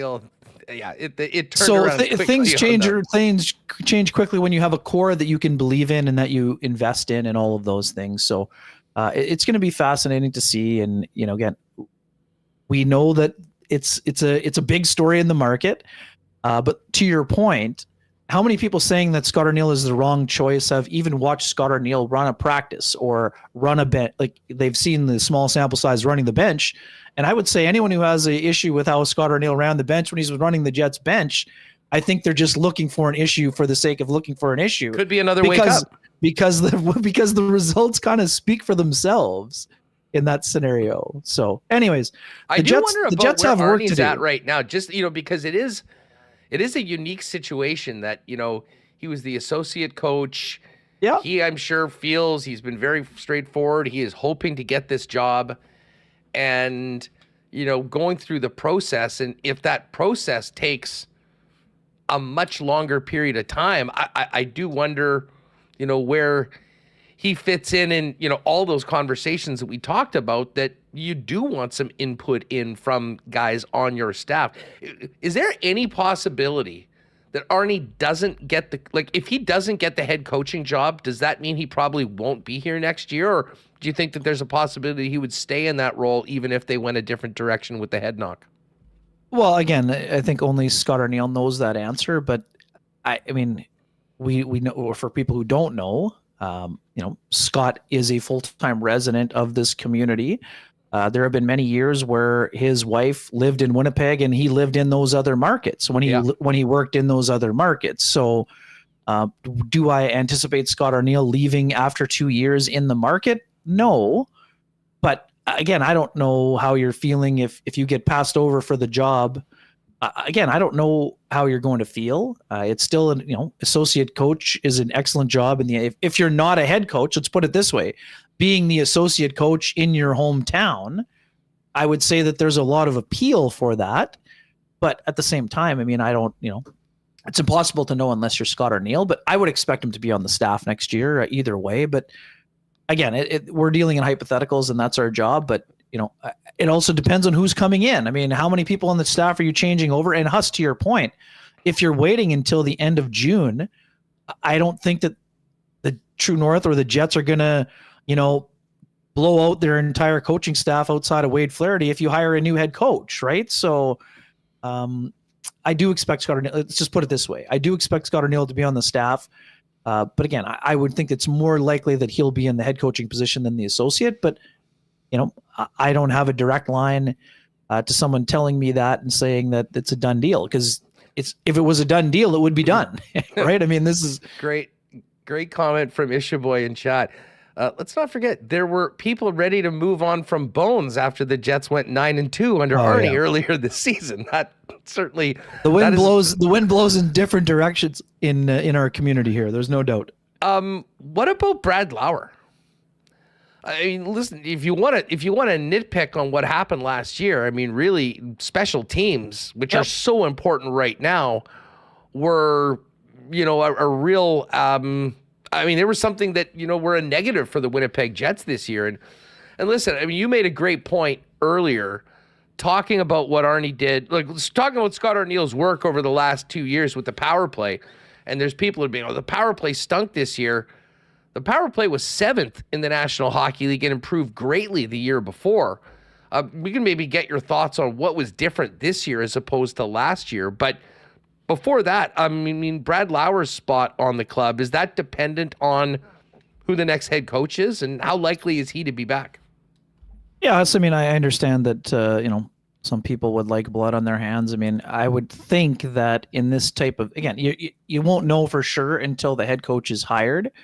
But if the Jets were certain that they were going to remove Brad Lauer, they would remove Brad Lauer at a point where he could find another job, whether that be in the Western Hockey League or with another NHL team. So the fact that there have been no changes to the staff so far, yes, of course, if someone else other than Scott Arniel is hired, there could be a change or two, and maybe there would be. But I don't know. I mean, again, it's, to me, of course, coaching is important, Huss, but execution is ultimately the thing that I look at personally. Of course, the coach has to have a role in it because they oversee those units. But, again, Brad Lauer's been a smart guy at a lot of levels. He's run, a pretty effective power play when he was with the Tampa Bay Lightning. And Huss, we saw it firsthand when the Edmonton Oil Kings were playing the ice. Their power play was pretty darn good with a guy who's actually playing at the World Championship right now in Dylan Guenther, right? So this year the Jets didn't get it done with the man advantage. They were too static. There were lots of times where they didn't have all of their weapons at their disposal. And I mean, to your point earlier in the week, we all thought this was the year that Nikolai Ehlers would be rolling on the top unit. No one would have had on their bingo card a 0 power play goals for an entire season for a guy with his skill level that played all 82 games. Like there's no scenario. They don't get get him out on the power play. I mean, I understand that, but I mean, that's sort of a decision based in. He was also on the top unit for a while, and it didn't work. It didn't click. So, but again, that's something that can't happen. Nikolai Ehlers, whether he's playing here or elsewhere, I would bet the over on 0.5 for power play goals next year. Heavily over. Hey, listen, while you bring up Ehlers, where are you at on his future right now? And I guess a bigger question, and I hit this with Mike yesterday, I'm interested in where you are at right now as we get towards the end of May. Like, how significant do you think this roster might be changed up? And if so, where? And maybe just start with the potential of Ehlers and his future with the Jets. Yeah, I mean, we'd have to know what the conversation. I mean, there's going to be a conversation at some point before the draft with Nikolai Ehlers' representatives and the Jets. I mean, in terms of what they're looking for long term, and If those things don't match or align, then if you're the Jets, your options are roll the dice, play the year on the expiring contract with Nikolai Ehlers as a self-rental, or they look to change the roster construction by moving him probably at the draft for, present and future assets. So, again, I would say it's more likely than not that he has played his last game with the Jets, unless he has a number in mind that is comfortable for the Jets and they want to move on together. Huss, it's also possible that the new coach is in those meetings with Kevin Cheveldayoff saying, I want Nikolai Ehlers to be a first liner and on the first power play, right? I mean, we don't know that unless we're in those conversations. If that were something that Nikolai Ehlers heard, I would imagine that's music to his ears. But without hearing that, it would be hard to imagine a scenario where he's ready to commit the next 6 to 7 years of his career at a place where he's not going to be a full-time first liner and on the first power play, because there's lots of teams around the league where we expect that he could be that player. So again, I would expect if you're asking me on the Coolbet lines today, I'm betting that Nikolai Ehlers is elsewhere, but the Jets aren't giving him away. We've got a long history with Kevin Cheveldayoff that would suggest he's not going to say, like, the Jets aren't going to be willing to lose the trade to move Ehlers because he's not a problem. He's a highly skilled asset who has the potential to give more and become a point a game player. For sure. You're always looking to win the trade big, but often you're looking for different things. Like, do you think that, like, if Ehlers is traded, are you getting back? Like, is it mostly in futures? I guess. Like, what would an Ehlers package look like? Like, is it more about down the road, or is it more about next season? Well, Huss, I mean, we got to connect the dots here. If you sign Mark Scheifele and Connor Hellebuyck to 8-year extensions that go into play next year, and you tell them you're competing, what message are you sending if you're trading Nikolai Ehlers for a first-round draft pick and a guy in the minors or coming out of college that is maybe a third-pairing guy? I mean, of course you want to have some element of futures given the draft capital that was sent out the door at the deadline. But if you're moving Ehlers, you have to have someone who's going to be an impact player because he's already an impact player. Like, you can't afford to bank on, 4 years down the road. The Jets have said outwardly that, they didn't realize their goal after finishing 4th in the NHL. It was a first-round ouster. But they're not going to suddenly say, oh, yeah, thanks for committing, Mark and Connor. We're going to go futures heavy here. I just don't see that scenario unfolding. They've been a cap ceiling team, Huss. They're going to be a cap ceiling team. Now, to your earlier question, of course the roster is going to look different unless they're bringing back all those UFAs, which I don't think they could afford to do that even with the cap going up anyway. But they also have some internal candidates, your Brad Lamberts, that have to be pushing in for jobs. You have to have Ville Heinola on the roster, and you got to change the defense core, whether you're keeping Brendan Dillon and or Dylan DeMello or not. You have to upgrade that part of your team, or else it's going to be hard to envision them getting past Dallas or Colorado, who, may be getting Gabe Landeskog back based on what he said earlier, or they'll be getting him back. We just don't know if it'll be in September or April. Yeah, and let me clarify. I'm not saying you can't have someone that you want to grow into a bigger job, but you can't trade a guy who is a consistent 20-plus goal scorer with the potential to score 40 for a guy who might hit. I just don't see that being. They have to either get a top 4 defenseman, Huss, or a top 6 player if you're moving Ehlers. Yes, of course, you'd love a first-round draft pick in addition, but you can't move him only for futures. It doesn't align with what they're doing and their window. The only thing I'll say about that is that this is not a guy with 4 years left on his deal. No, but you're trading him somewhere where you think you can, like, I know you use the example of Utah. Like, if you're Utah, you're trading for Ehlers because you're signing him to an extension, and then you have the ability to move some of those second-round picks because you have a bushel of them, right? But if trading Ehlers without an extension is a way different looking at package than trading him with an extension in hand, for me anyway. Yeah, it's the same thing with Trouba. I know there was no extension in place when the deal was made, but the Rangers were pretty confident they were going to get the deal done based on when the deal got done. Hey, listen, if you can trade him, if you're planning on trading him, And if you can do it with an extension, I mean, obviously that helps you.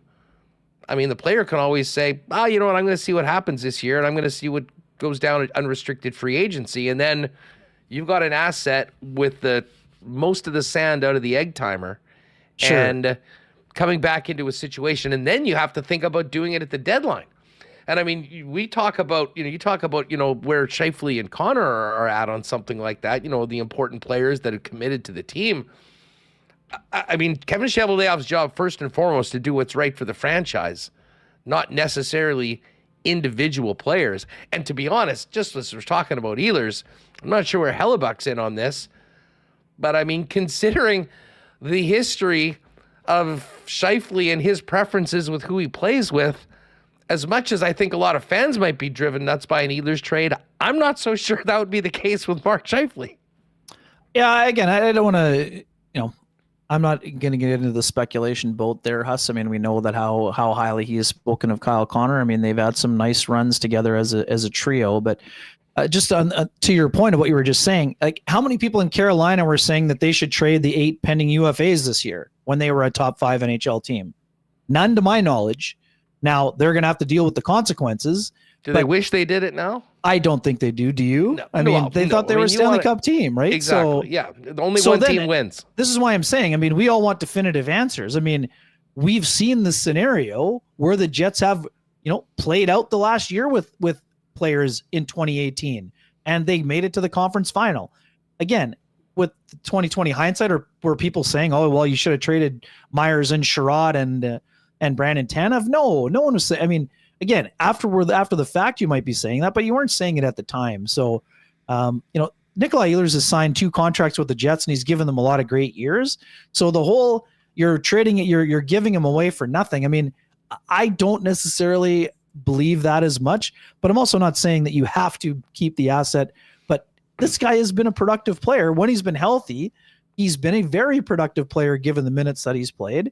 Does he want more minutes? Yes. So you have to either find a scenario where you're giving him more minutes or you're sending him to a place where he's getting more minutes. But sure, Huss, I mean, with some big ticket players, there could be an element of futures, but you got to hit on those few. You got to be sure. You can't be rolling the dice here.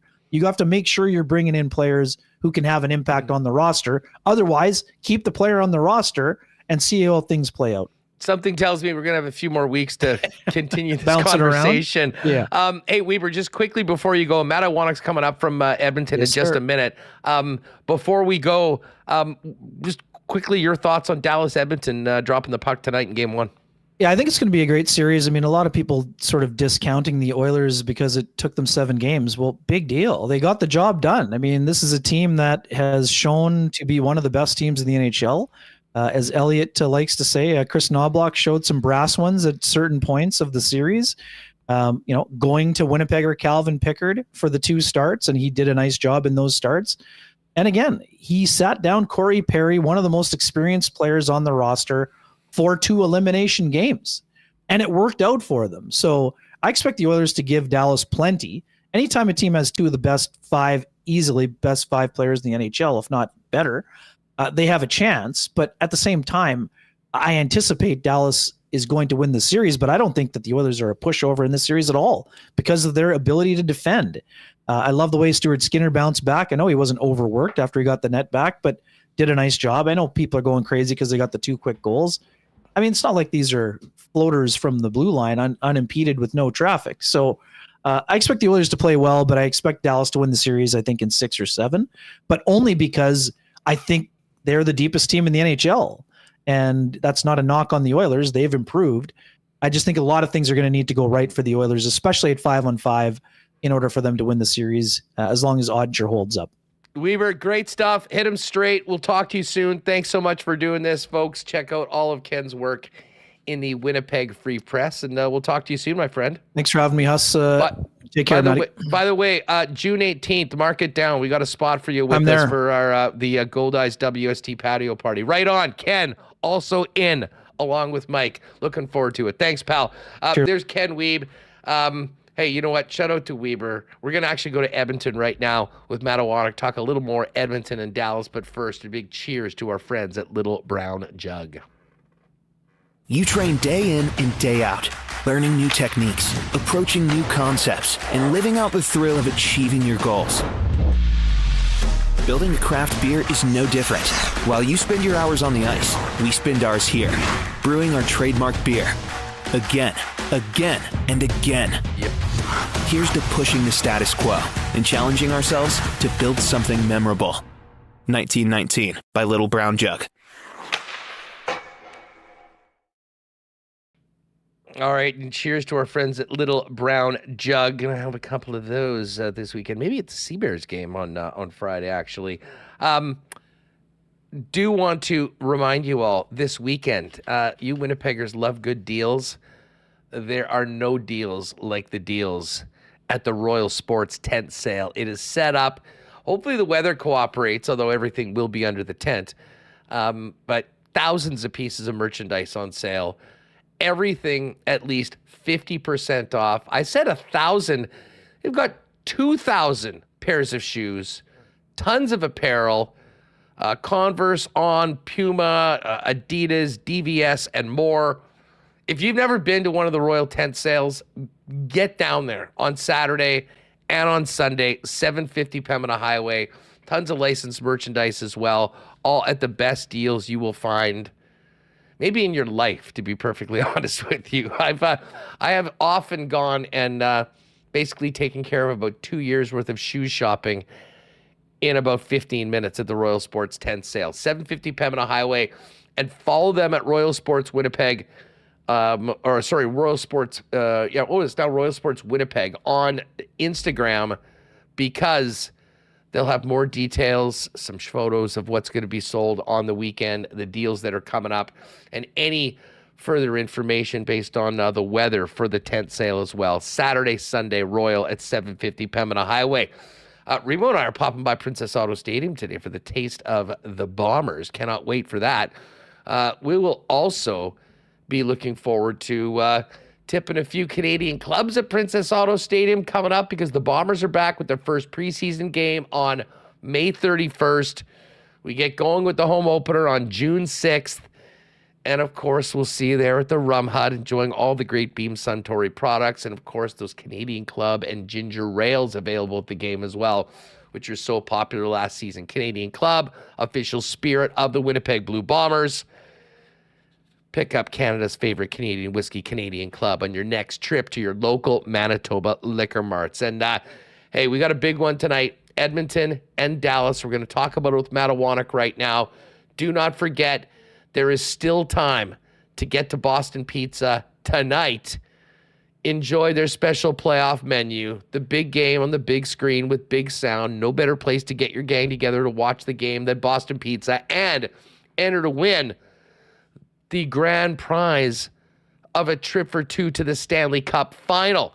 That prize is going to be given away on Monday at BP City Place. I will be there hosting the event.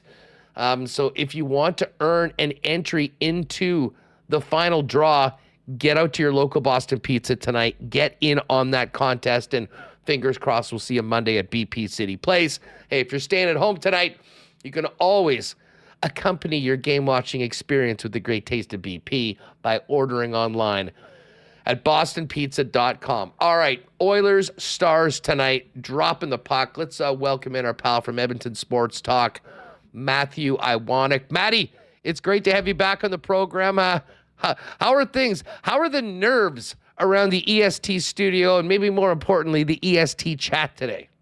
You want to know something? I feel like at the moment, the city's actually calm. The city, as nervous as they were throughout the Vancouver series, as angry as they got during that Vancouver series, I feel like there's a little bit of a calm right now from Oiler fans, that there's this quiet confidence that they're not scared of the Dallas Stars. So right now, I think the city is good, but all it takes is one bad start to this game tonight, and all those feelings could go away very quickly. Well, it's funny you say that. I don't think anything could get to the level of the Vancouver. I mean, having no skin in the game, yeah. I'm willing to say that might be at least the most unhinged series of all time when it comes to online discourse between two fan bases. Yes, no, like we all knew going right into that this was not going to be good for anyone in this country. The observers around Canada, plus then everything going on in Vancouver, Edmonton.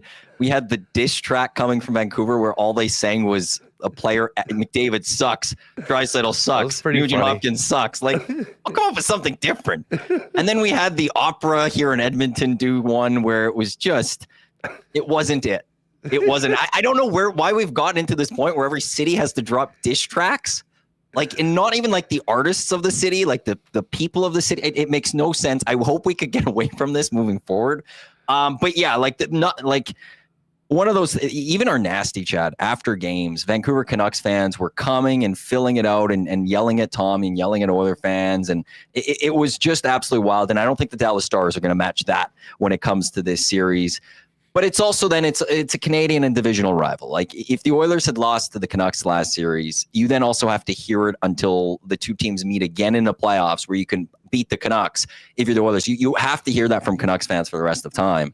Whereas at least if you lose to the Stars, you're not hearing it from the Dallas Stars. And well, for people in the city of Edmonton, they're used to losing to the Dallas Stars from the late 90s, early 2000s. But the bar for the Oilers was always going to be this season, at least the conference finals appearance. So whatever happens from here, there'll always be anger if the Oilers get knocked out.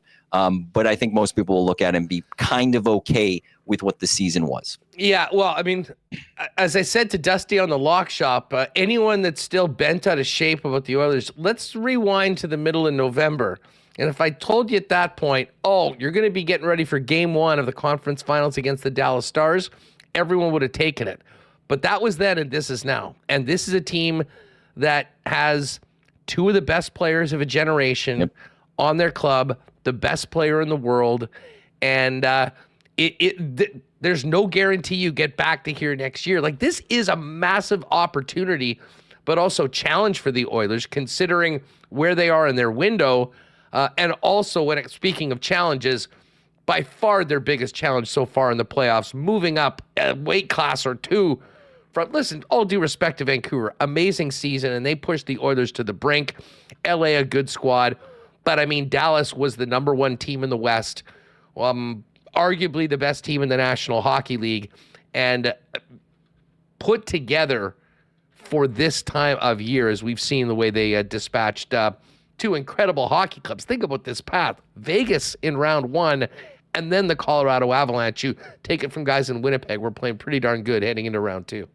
Yeah, well, when you look at the Dallas Stars, we had Craig McTavish on one of our shows a couple of weeks ago, and it was like, what hole do you see with the Dallas Stars? And it was like, there isn't one. Like, as long as Jake Ottinger didn't have a great playoffs last year, that to me was the biggest question mark of the Stars coming into this, is can he get back to being that Jake Ottinger that we saw in that Calgary series a couple of years ago, where he was unreal in that best of seven? And right now he has been that good. So like, there aren't real holes. The Hintz injury, that does open up a little bit window of the Edmonton Oilers, but this is their toughest test. Like you said, don't want to take anything away from Vancouver, but they don't have their number one goalie in Thatcher Demko. Quinn Hughes is battling an injury. They don't have Besser in game 7, and that Canucks team still took the Edmonton Oilers to 1 goal from getting to overtime in game 7.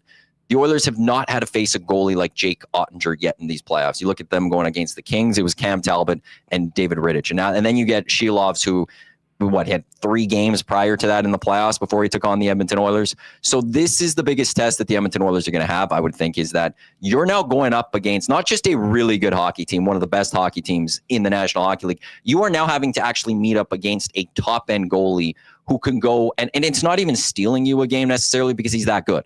That it's just one of those, it's Jake Ottinger being Jake Ottinger, and can you defeat that? And, as good as the Oilers played team defensively, in game 6 and 7, where they barely allowed any shots from the Vancouver Canucks, I don't think you're going to get away with that with the Dallas Stars, because they just have more offensive firepower and they can roll 4 deep lines. So this is a real challenge for the Edmonton Oilers. But in the end, I think when we look across the board at the 4 teams left, these are really 4 of the best teams left in hockey. Like, they all have a worthy case for being here. The Stars, top team in the West. The Oilers, since their coaching change with Chris Knobloch, they are, I think, with record-wise, the best team in hockey. They deserve to be here, but they also deserve to be the underdog in this one because of how good the Dallas Stars are. We know you kind of laid out what Dallas is, and trust us, we know it well here in Winnipeg as well. Connor McDavid. McDavid did not have crazy explosive series. I mean, he had sort of quietly had 3 assists in Game 6 when they really needed it. But we kind of thought that there might be that FU game coming from Connor at some point.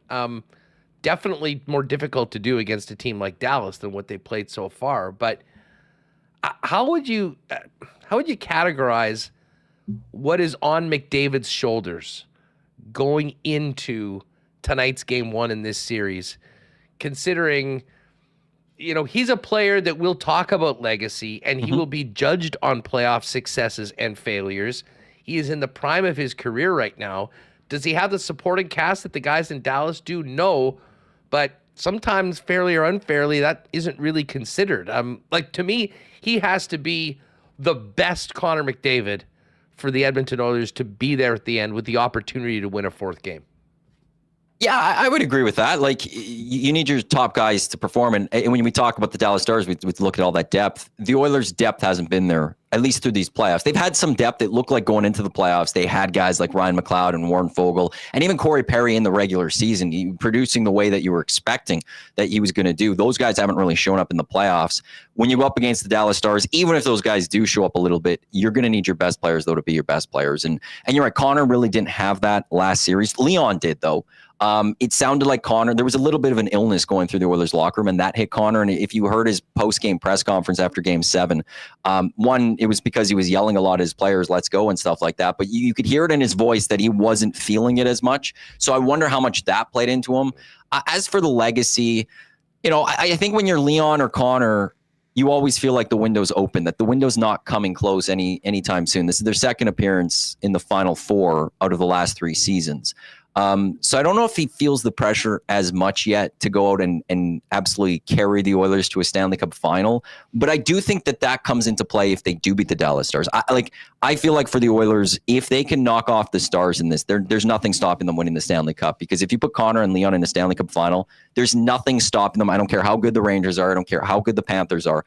Neither of those teams, I think, are going to be able to stop a Connor and a Leon when they're that close to a Stanley Cup, only 4 wins away. They have to get there, though. So, like obviously, it's just easy to say, yeah, the best players of the Oilers, like Connor and Leon, they have to be the best if you're going to beat the Dallas Stars. I would expect that we're going to get a little bit more of that FU game from Connor, just based on the fact that we didn't see it last series. And at some point, that's going to come back, especially if he is feeling better from the illness. But I don't know fully yet if he feels that legacy is completely there. Like, he's not even 30 yet. There's a lot of time in the game. He's got 2 years left with the Oilers. Leon's still got 1 more. So even worst case, if there's the fear of those guys leaving town, you've got 1 more year left of Connor and Leon. So I think the Oilers would probably feel like they could get back there next year. But they for sure are going to want a better performance in this conference finals than what they did 2 years ago against the Avs, where they didn't win a hockey game.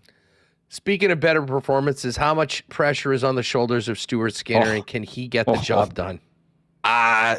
If I could answer if he could get the job done, I think the Oilers would love to hear that from me right now. That it's a really good question. It comes down fully to Stuart Skinner in that, you know, he had a good series against the LA Kings. I don't want to dismiss the LA Kings though, but it's the LA Kings. Like, he better have had a good series against the Kings.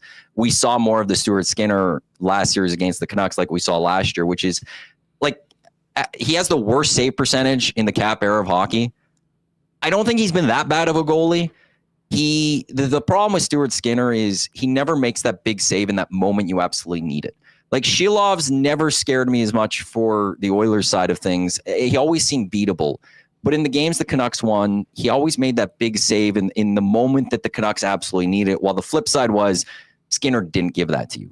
And, you know, Chris Knoblauch, big move to go to Cal Pickard for 2 games. I also think equally as big a move with how good Pickard played in games 4 and 5 to go back to Stuart Skinner. And then Skinner played well in those last 2 games, but the Oilers overall as a team played a lot better in front of him defensively. Can he get it done is the big one. And I think he could get it done, but I think it might require him to also have to sit for another game. I could see a situation where Stuart Skinner plays well to start this series, but I feel like mentally it gets into his head after a certain number of games where he then starts overthinking things, and he just has that one bad goal and then everything slips from him, and he needs that mental reset. And I wouldn't be surprised in this series if we see the Stars go up like 2-1 or something like that, and Chris Knoblauch go back to Cal Picker just for a game to give Skinner that little mental reset to come back out. Because that's the biggest, I think, problem you see with Skinner when he's not playing well. When he's playing well, he's seeing and reading the game so well. He's anticipating everything so well. And then when he starts playing poorly or letting in those goals, he then just focuses too much on making the next save, and that gets him off of his game. When he is playing as well as we've seen him in the regular season, yeah, he could win the Stanley Cup with the Edmonton Oilers. The question would be, will he be able to do that consistently for 4 wins in this series? I really can't answer that one because he hasn't shown anything to say that 100% he can, but there's a lot in the past that I could point to, but he has it in him. So is this the series? Is that, sitting in games 4 and 5 the turning moment for Skinner? Maybe. I also would be surprised if there's going to have to be one more of those in this series if the Oilers move on. Oh, well, I just hope that Tommy Gazzola has the fire extinguishers ready for the chat, depending on what happens. Well, I had to jump in. I jumped in last time to watch control of it sometimes because it was just so much that came in with the Vancouver Canucks. I was like, I'll deal with this, Tommy. You focus on the show. I think you need a few mods there for the YouTube. Trev and the guys probably working overtime following that. Well, especially during the Edmonton Vancouver series. Matt Iwanyk's with us. Matty, before we go, I am so envious of you heading down to Atlanta to see Canada taking on Argentina in the Copa, a huge tournament. I mean, the biggest tournament Canada's been since the World Cup in Qatar. And there's been some changes with the national team. We got a new skipper. We do. Tell us about the new coach and just the latest on Canada's men's national team as we get ready for this massive tournament for our country. Well, even before that, 2 big friendlies as they get set for that tournament with France and Mbappe and then Netherlands after that, or it's flipped. I can't remember which order it is. Where are those games? I think they'll be in Europe. Usually, because Canada has no money. Usually the teams that host, they have to pay all the cost type things. And one good thing is Canada's good enough that France and Netherlands look at Canada like this is a good challenge for them to get them prepped for the Euros. It's also just that Canada doesn't have money and we have to get all this. It's the same as we'll play you wherever the hell you want. Well, it's like Jesse Marsh, who is the new manager. His official title, if I'm not mistaken, it's the MLS Canada men's national team manager, because the 3 MLS franchises gave money to Canada Soccer to hire him. So the official title, you have to add MLS Canada men's national team coach. They put it's like almost a sponsorship deal to get Jesse Marsh as part of this. But what? We'll get the roster. I haven't seen the roster. I don't think they put it out today. So we should probably get it by tomorrow for Copa America. Big deal. Taking on Argentina and Messi, as you said, in Atlanta. Got Peru, got Chile. Really, between now and the next World Cup, this is the biggest moment. Like there aren't going to be as big of a tournament that Canada could possibly play in, and there's no qualification. So even for Jesse Marsh, as he looks towards 2026 and what type of team he wants to field when the tournament's here in North America, these are the time for him to try to evaluate his team against some top competition. As for the hiring, it's probably the best hiring Canada could get. Like, is Jesse Marsh a top manager in the world? Is he a Pep? Is he a Jurgen Klopp? Absolutely not. But he's a very successful manager. He managed in Montreal, so he knows MLS. He knows Canada a little bit. He was at Salzburg in Austria, did some really good things over there with Leeds United in the Premier League. He saved them from being relegated. The next year it didn't go as well. I know there's a lot of Americans that would have loved to seen him take over their national team. And he interviewed and there was issues there, and he's upset about not getting that job. So there is a quality manager here. Steve Sandor.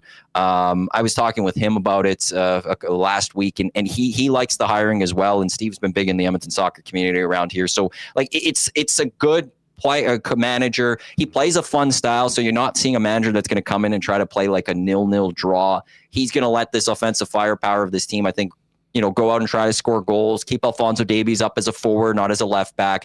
It is a very inspiring hiring too for me with Canada Soccer, because I was just expecting them to hire someone from the CPL or just keep Biella, who the interim manager is. And nothing against them, but that's very past Canada. It's just very okay, we'll just stick with whatever we have here, as opposed to going out there and trying to improve this team. And inspiring, as funny as it is, that's the MLS manager or whatever.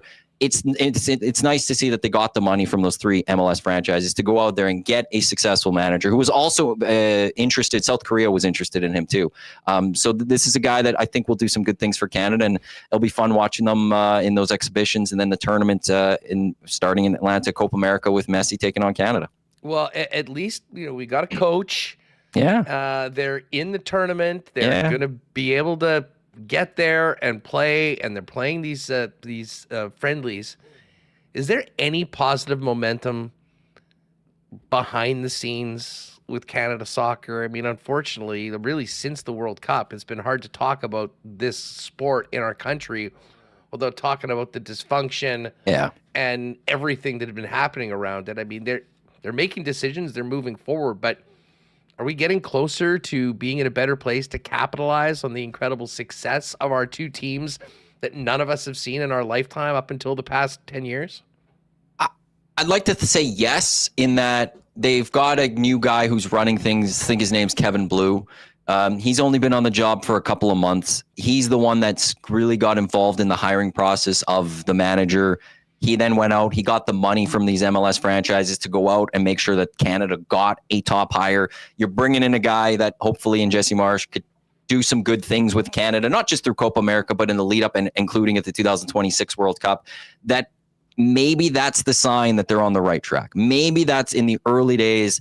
That's the sign that, okay, at the very top, we're seeing things being done, the right decisions being made. And there's the hope that slowly throughout everything that happens in the back rooms and all the way down to the grassroots level of soccer here in Canada, the right things are going to be done.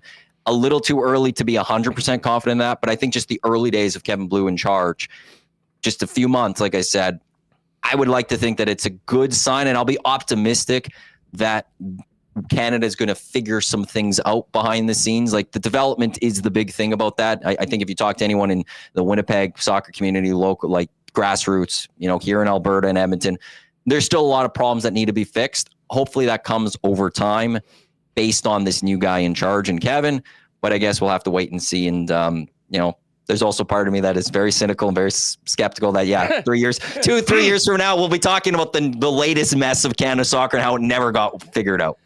Matt Iwanyk with us here on Winnipeg Sports Talk. So you're going to see Canada, Argentina. Are you seeing any other games on this trip down there? I just wanted, it was always designed that if Canada qualified, they were going to get Argentina. I've always wanted to see Messi. When he came to MLS, I was like, hey, I'm going to go watch him somewhere. And then when this all worked out, I was like, okay, perfect. I could watch Canada. I could see Messi, 2 birds, 1 stone. So I'm just flying down to Atlanta for a couple of days with my dad. We'll watch the game. We'll come back. And then I'll just enjoy my favorite part of the World Cup, the Euros, Copa America. There's nothing like sitting on a patio in the afternoon, grabbing a nice pint and watching some international soccer. And we didn't get that in 2022 for the World Cup. It was wintertime. And to have the sun, I can't wait to just be sitting out at a BP's patio, grabbing a pint and just enjoying some soccer. So I'm only going for the one game. In 2026, I'm going everyone. Wherever I'll do everything I can. I'll spend the money. I'm going to save. I'll be at all those games. But for this one, I want to just go see Messi in Canada, and the rest, I'm very happy to just watch it here in Edmonton on patio with the sun, shining and some buddies. I was really hoping that it would work out. We're going to be heading down to Vegas for the draft. And that's on the 28th and the 29th, I believe. Something like that. Canada's playing in Kansas City, where I have lots of friends and hookups, and they're playing Peru on the 25th, but it was very difficult to work through, kind of have the cake and eat it too. So a bit of a missed opportunity, but yes, the World Cup is coming to Canada and the United States, and we'll have a chance to see Canada back in the World Cup. Still can't believe it. I was playing, have you ever heard this game, GeoGuessr? No. So it's this game that it basically shows you a picture of somewhere on Google Maps, Google Earth. Okay. Here it is. And you have to figure out where, then you put on the map where it is. It's a fascinating game. I was up way too late playing it last night, but I did get a tap in on one of them, because one of the places that I ended up at was one of the stadiums in Qatar where I actually happened to be in 2022. I don't have any worldly travels other than North America and Qatar. So got that one in, but anyways, highly recommend. I'm so jealous of that one. A wild one, and listen, it should be a lot of fun. Well, I'll tell you what, I'm going to be leaning on you for a few more soccer chats as well. Anytime. And say hi to my buddy Sandor. Sandor was educating me on the soccer and the Canadian men's national team back in 2000 when I was slinging tickets in the pit back with the Oilers.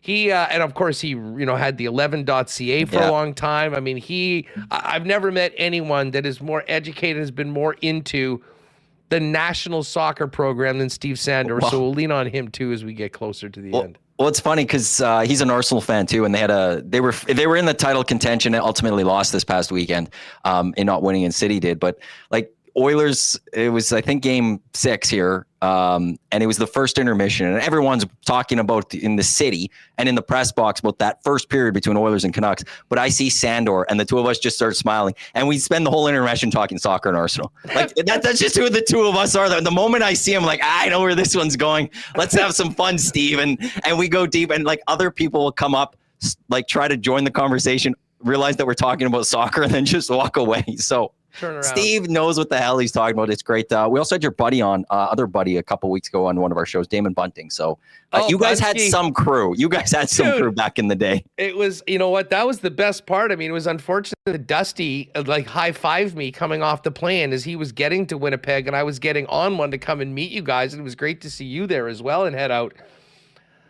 We all got together, the old guys that I worked with together, still buddies. It was a really, really good crew. And I know they'll all be pulling for the Oil tonight. And I think a lot of people around here will as well. Matt, thanks for doing this. Shout out to the fellas over at EST. Say hi to the guys. And let's do this again soon before you head down to Atlanta to see Canada take on Messi in the Copa. Anytime for you and Remis. Always happy to join you guys. Appreciate you, buddy. There's Matt Iwanyk. You can give him a follow on Twitter. And, of course, be subscribing to the Edmonton Sports Talk channel. You can also see the Lock Chop with myself and Dustin Nielsen at noon every day, before we fire up Winnipeg Sports Talk here on WST. All right. Hey, you know what? We apparently have this rainfall warning coming in. So you know what? Tonight might be a great night to get down to the Beer Can, which is Winnipeg's biggest and best outdoor beer garden, along with incredible restaurant with the food from the fellas behind Cosmos and Hoagie Boys. Beer Can is now open 7 days a week from noon until 12. As I say, it's sunny outside right now. Great spot to pop in. By the way, I highly recommend the Golden Gal. The burger is incredible. And they've also got a new frozen drink there. Its name escapes me. Palm something. Anyways, it was delicious. It's sort of pink. Tried it last time I was down there. So good. So get down to the Beer Can. And listen, on Friday, it looks like it's going to be rainy. A perfect night to take it inside. And how about it next door? PWHL Finals, 1-1 between Boston and Minnesota. We've been talking about doing some sort of a watch party to support the Women's Pro League that's had such a great start. And our good friend Liz Hood, who joined us on the program yesterday, many of you know her through Jets Twitter and whatnot. Liz is going to be hosting tomorrow night, Friday, at Next Door at 116 Sherbrooke. They'll have some prizes. She's going to be doing some trivia in between periods. And listen, the food there is unbelievable. Great beer as well. So tomorrow night, Next Door, 116 Sherbrooke, especially for those of you that have been in or supporting the Women's League. Get on down there with a little bit of support and have a great time at Next Door at 116 Winnipeg. I got bad news for the Fish fans. We hoped that they could run the table. They fell just short. 4-3 loss today at Getaway Day for Chicago. But good news. More baseball coming up this weekend. Now, as I mentioned, the weather not looking particularly great. We have a rainfall warning in effect right now, and I have a feeling that may potentially affect tomorrow's game and maybe even Saturday, although hopefully not. Good news, though, especially if you're thinking about getting the kids out. Sunday looks sunny, 18, perfect day for some afternoon baseball, but just great to have the Gold Eyes back. And if you missed our chat at the start of the show, the WST patio party is set for Tuesday, June 18th. There's a link in the description. There's a link in the chat right now. If you haven't already, Just pop over there, grab tickets, $20, taxes in. We're taking over the new left side patio right underneath Craft Beer Corner. It's brand new in the ballpark for this year. Pub style tables and chairs for everybody. Great food, great beers. It's going to be so much fun. We had a great time with so many of the WSTers last year. So if you haven't already, jump on over there, grab your tickets before it fills up, and we'd love to see you at our WST night with the new patio on June 18th down at the ballpark. But again, the team at home through the weekend. And again, goldice.com for more information on that. Can't wait to get back to Assiniboia Downs next Monday. Actually, I'm going with my folks on Tuesday in the dining room. If you have not done it before, find a day that works for you. Make it an arrangement, or make it a reservation, I should say, in the clubhouse dining room, and get on that world-famous prime rib buffet that Darren Dunn was raving about last Friday when he joined us. They're running next Monday and Tuesday, and then come June, Monday, Tuesday, Wednesday, like clockwork, right through until Labor Day. Live racing is back at Assiniboia Downs. You can find out more on everything going on out at the track, as well as with the special events on weekends at asdowns.com. Let's do a quick little Breezy Bend golf report. And again, Ken was on yesterday. He mentioned they got a chance to play with the defending Manitoba amateur champion, Braxton Kuntz of Breezy Bend. The entire club is going to be looking forward to seeing what Braxton can do. He's into the final round of U.S. Open qualifying. And the other guy I think will be teeing up in the same tournament is our guy, Aaron Cockrell. And Aaron, how about this? We joked yesterday that maybe Aaron would get that WST bump. Well, Aaron, when we last checked, was tied for third. A couple guys have beaten that 5 under par round right now, but in the top 10 after the first round out in Belgium, cheering on Manitoba's Aaron Cockrell. He'll be in the Canadian Open next year. Folks, if you do want info on making Breezy Bend one of Winnipeg's top private clubs, your long-term golfing home for you and your family, give a call over to the clubhouse and ask for Corey Johnson. He'll fill you in on all of that. And again, check out breezybend.ca for more information on the course, wedding reception rentals as well. It's all over there at breezybend.ca. Schwab Challenge happening. We have a 6-way tie for first right now with my guy Tony Fino. Let's go, Tony, and Brian Harmon, both who we picked on the lock shop yesterday. It's about time for a winner. That would be very, very nice to see. Round 2 tomorrow over at the Colonial. All right, let's get Remo back in here. And Remo, before I do these lines tonight, what is your take on this Edmonton-Dallas series? Are you taking Dallas? Are you taking Edmonton? Do you think it'll be a long series? Do you think it'll be a short series? Coolbet lines on the series, which you can still get in on before puck drop. Dallas -133, Edmonton a +110 underdog. Yeah, I'm taking Dallas. Although Dallas has Rupe Hintz. He's out for this game. Might be in for the next one. I'm in on Dallas. I mean, Jim Nils nominated for GM of the Year. You don't have a Stanley Cup worthy team, but a great GM. So I think their depth scoring is just going to be too strong. They got this elite D pair, Chris Tanev, the ad of the deadline with Esa Lindell. They do have star power as well. The better goaltending. I think too many questions with Edmonton on depth scoring and goaltending.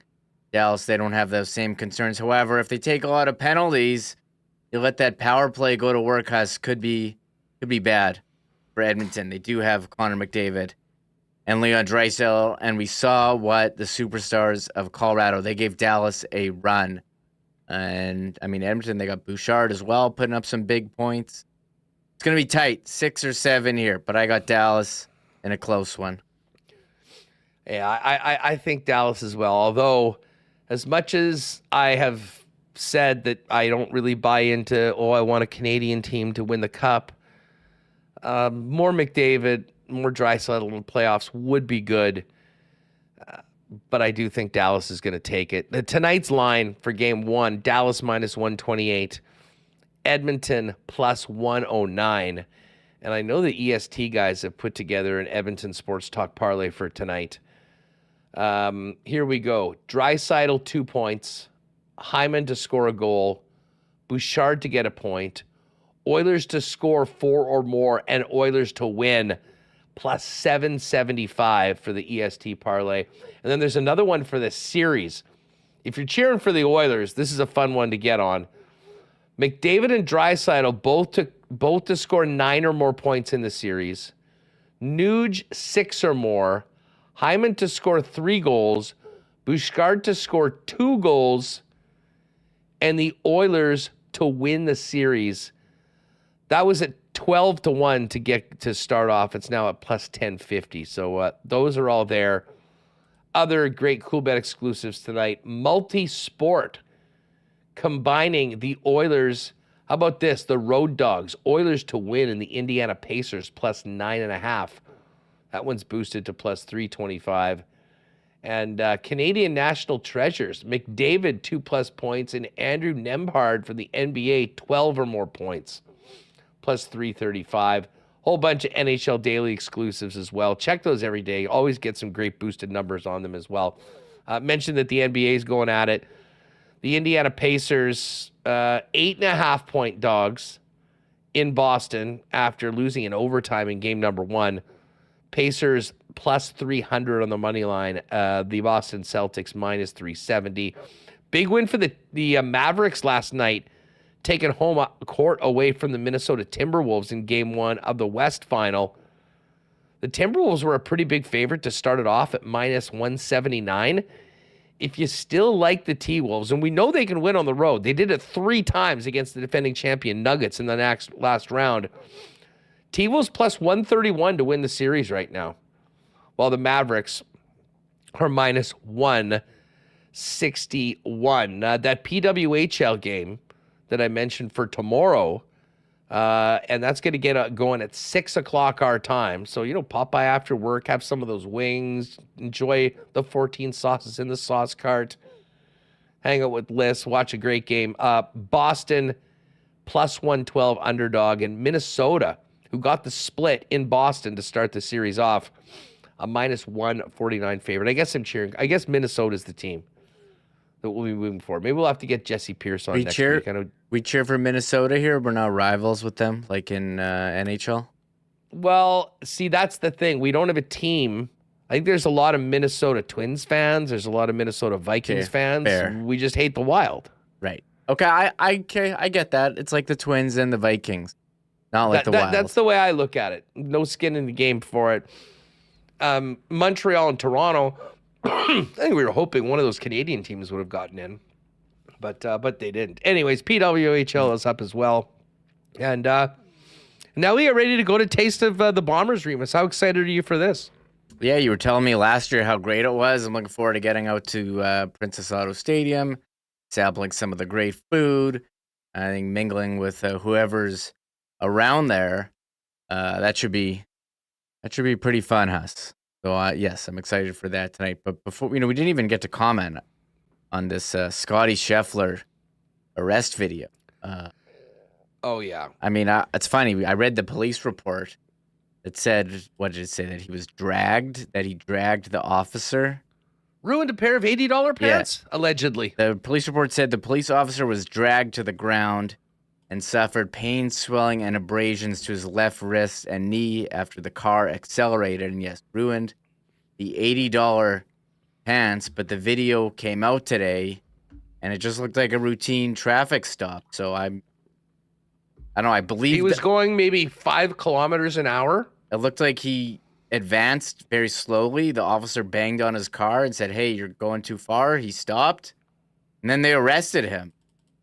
I can pull up the video quickly. It's just, I don't know. It's strange how much what happened does not match the police report at all. And this is the number 1 golfer in the world, and they just arrested him for seemingly no reason. He said it was a misunderstanding, and I think looking by this video, it's pretty clear that it was. Yeah, all you can see is like at the end, The car is moving forward, and the guy jumps, slaps the thing, and he stops. Yeah. He wasn't getting dragged. There was no. I wanted to see a guy in the hood get dragged, but he said, "Hey, you're going too far," and then he stopped, and he's talking to the driver. You can see you're going to jail in this blurry video. Yeah, like where's? I want to see a guy hood on the car. I was picturing like a movie, like Stunt Driver. This is a routine stop, so. It's a tough look right now for the Louisville PD. And again, I've got a lot of friends that are in law enforcement and always respect the job they do. Not everyone, shall we say, has great days at work. And I don't think that Detective Gillis, who was named in this suit, who allegedly had his $80 pants ruined, I'm not sure he was entirely forthcoming with his description of what happened. Funny enough, there's no body cam footage. This is the video. But listen, if you're a Scotty Scheffler fan worried that this is going to drag on throughout the year and impact him, I wouldn't worry about it. I think this is getting thrown out after what we've seen today. Issue Boy Bruce in chat. Comment on the Kobayashi retirement. Probably should have done this yesterday, but we went so long with other topics. It is true. Competitive eating legend and pioneer Takeru Kobayashi has announced his retirement from the sport of competitive eating. Some people maybe wonder, well, what do you mean? I thought he'd been gone for a while. Well, he'd been in a contract dispute with Major League Eating. The governing body, the top circuit of competitive eating here in North America. But Kobayashi, based on his fame, I believe he was the first individual ever to eat 50 hot dogs and buns at the Nathan's contest. He was the one that beat Joey Chestnut before Joey Chestnut became the legend that he is. Kobayashi had been doing other exhibitions. He'd still been eating competitively, just not in MLE, and I think was able to, get some pretty good money from appearances and whatnot. But Reem, it's over for Kobayashi. He's essentially said he's no longer hungry. End of an era for a guy that in a lot of places, in a lot of circles, really did put competitive eating on the map, just because of such a small individual that he was, that did such incredible things with his body. He's a legend, Kobayashi, 6-time champion of the Nathan's famous hot dog eating contest. He ate 50 dogs at his first appearance in 2001 in 12 minutes, almost doubling the previous record of 25 and 1/8 dogs. So, yeah, he won it 6 consecutive times. I remember he was on Fox in 2003 going head-to-head against a bear in a hot dog Kobayashi eating contest. versus the bear was legendary. I mean, so I don't know if there's a Hall of Fame for competitive eating or a Mount Rushmore, but he's for sure on those. He should be in the Hall of Fame, but unfortunately, the contract dispute with MLE potentially could. They need to come together now that he's no longer competing. Welcome him back into the fold as a personality. Bring him around. We all remember those free Kobe shirts back after the first time that he wasn't allowed in. And then he tried to break in and got arrested at the event for causing a scene as he was banned. I think what happened was, for the Nathan's Famous, you have to go through all these qualifying events. You can't just be gifted a seat at the table, and I think he didn't want to go through that.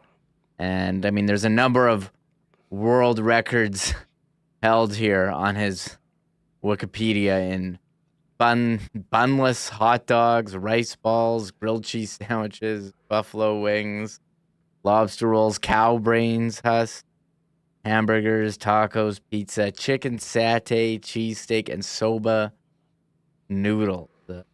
What a legend, Kobayashi. But we haven't really seen him do his thing on North American soil on the big stage in quite some time. Yeah, exactly. I mean, you got to search, online, YouTube, that sort of things for Kobayashi. But I mean, basically, just that his 50 hot dog and bun performance in 2001 was so groundbreaking. Imagine somebody just showing up to, as a rookie in the NHL and scoring 150 goals. Yeah. I mean, that's basically what we're talking about, like doubling the greatest performance ever. What, Solani at 76, 152. That's the equivalent of what Kobayashi did. So anyways, we'll miss him. Chestnut's still the man, though. He'll be there on July 4th going for, a 16th, 17th mustard belt, and still working his way through the MLE circuit. And there are some people going, wait a second, there's Major League eating? Absolutely, there is Major League eating. George Shea, the brains behind it all. And we need to get Sam Barkley on again now that we're talking about MLE, Reem. Mm-hmm. That was always my favorite segment of the year on the warm-up when we had him on before July 4th. And I guess the good thing is that, with the second and third being weekdays, we'll have shows. That actually might work out very well. And then, of course, the fourth is going to be a Thursday.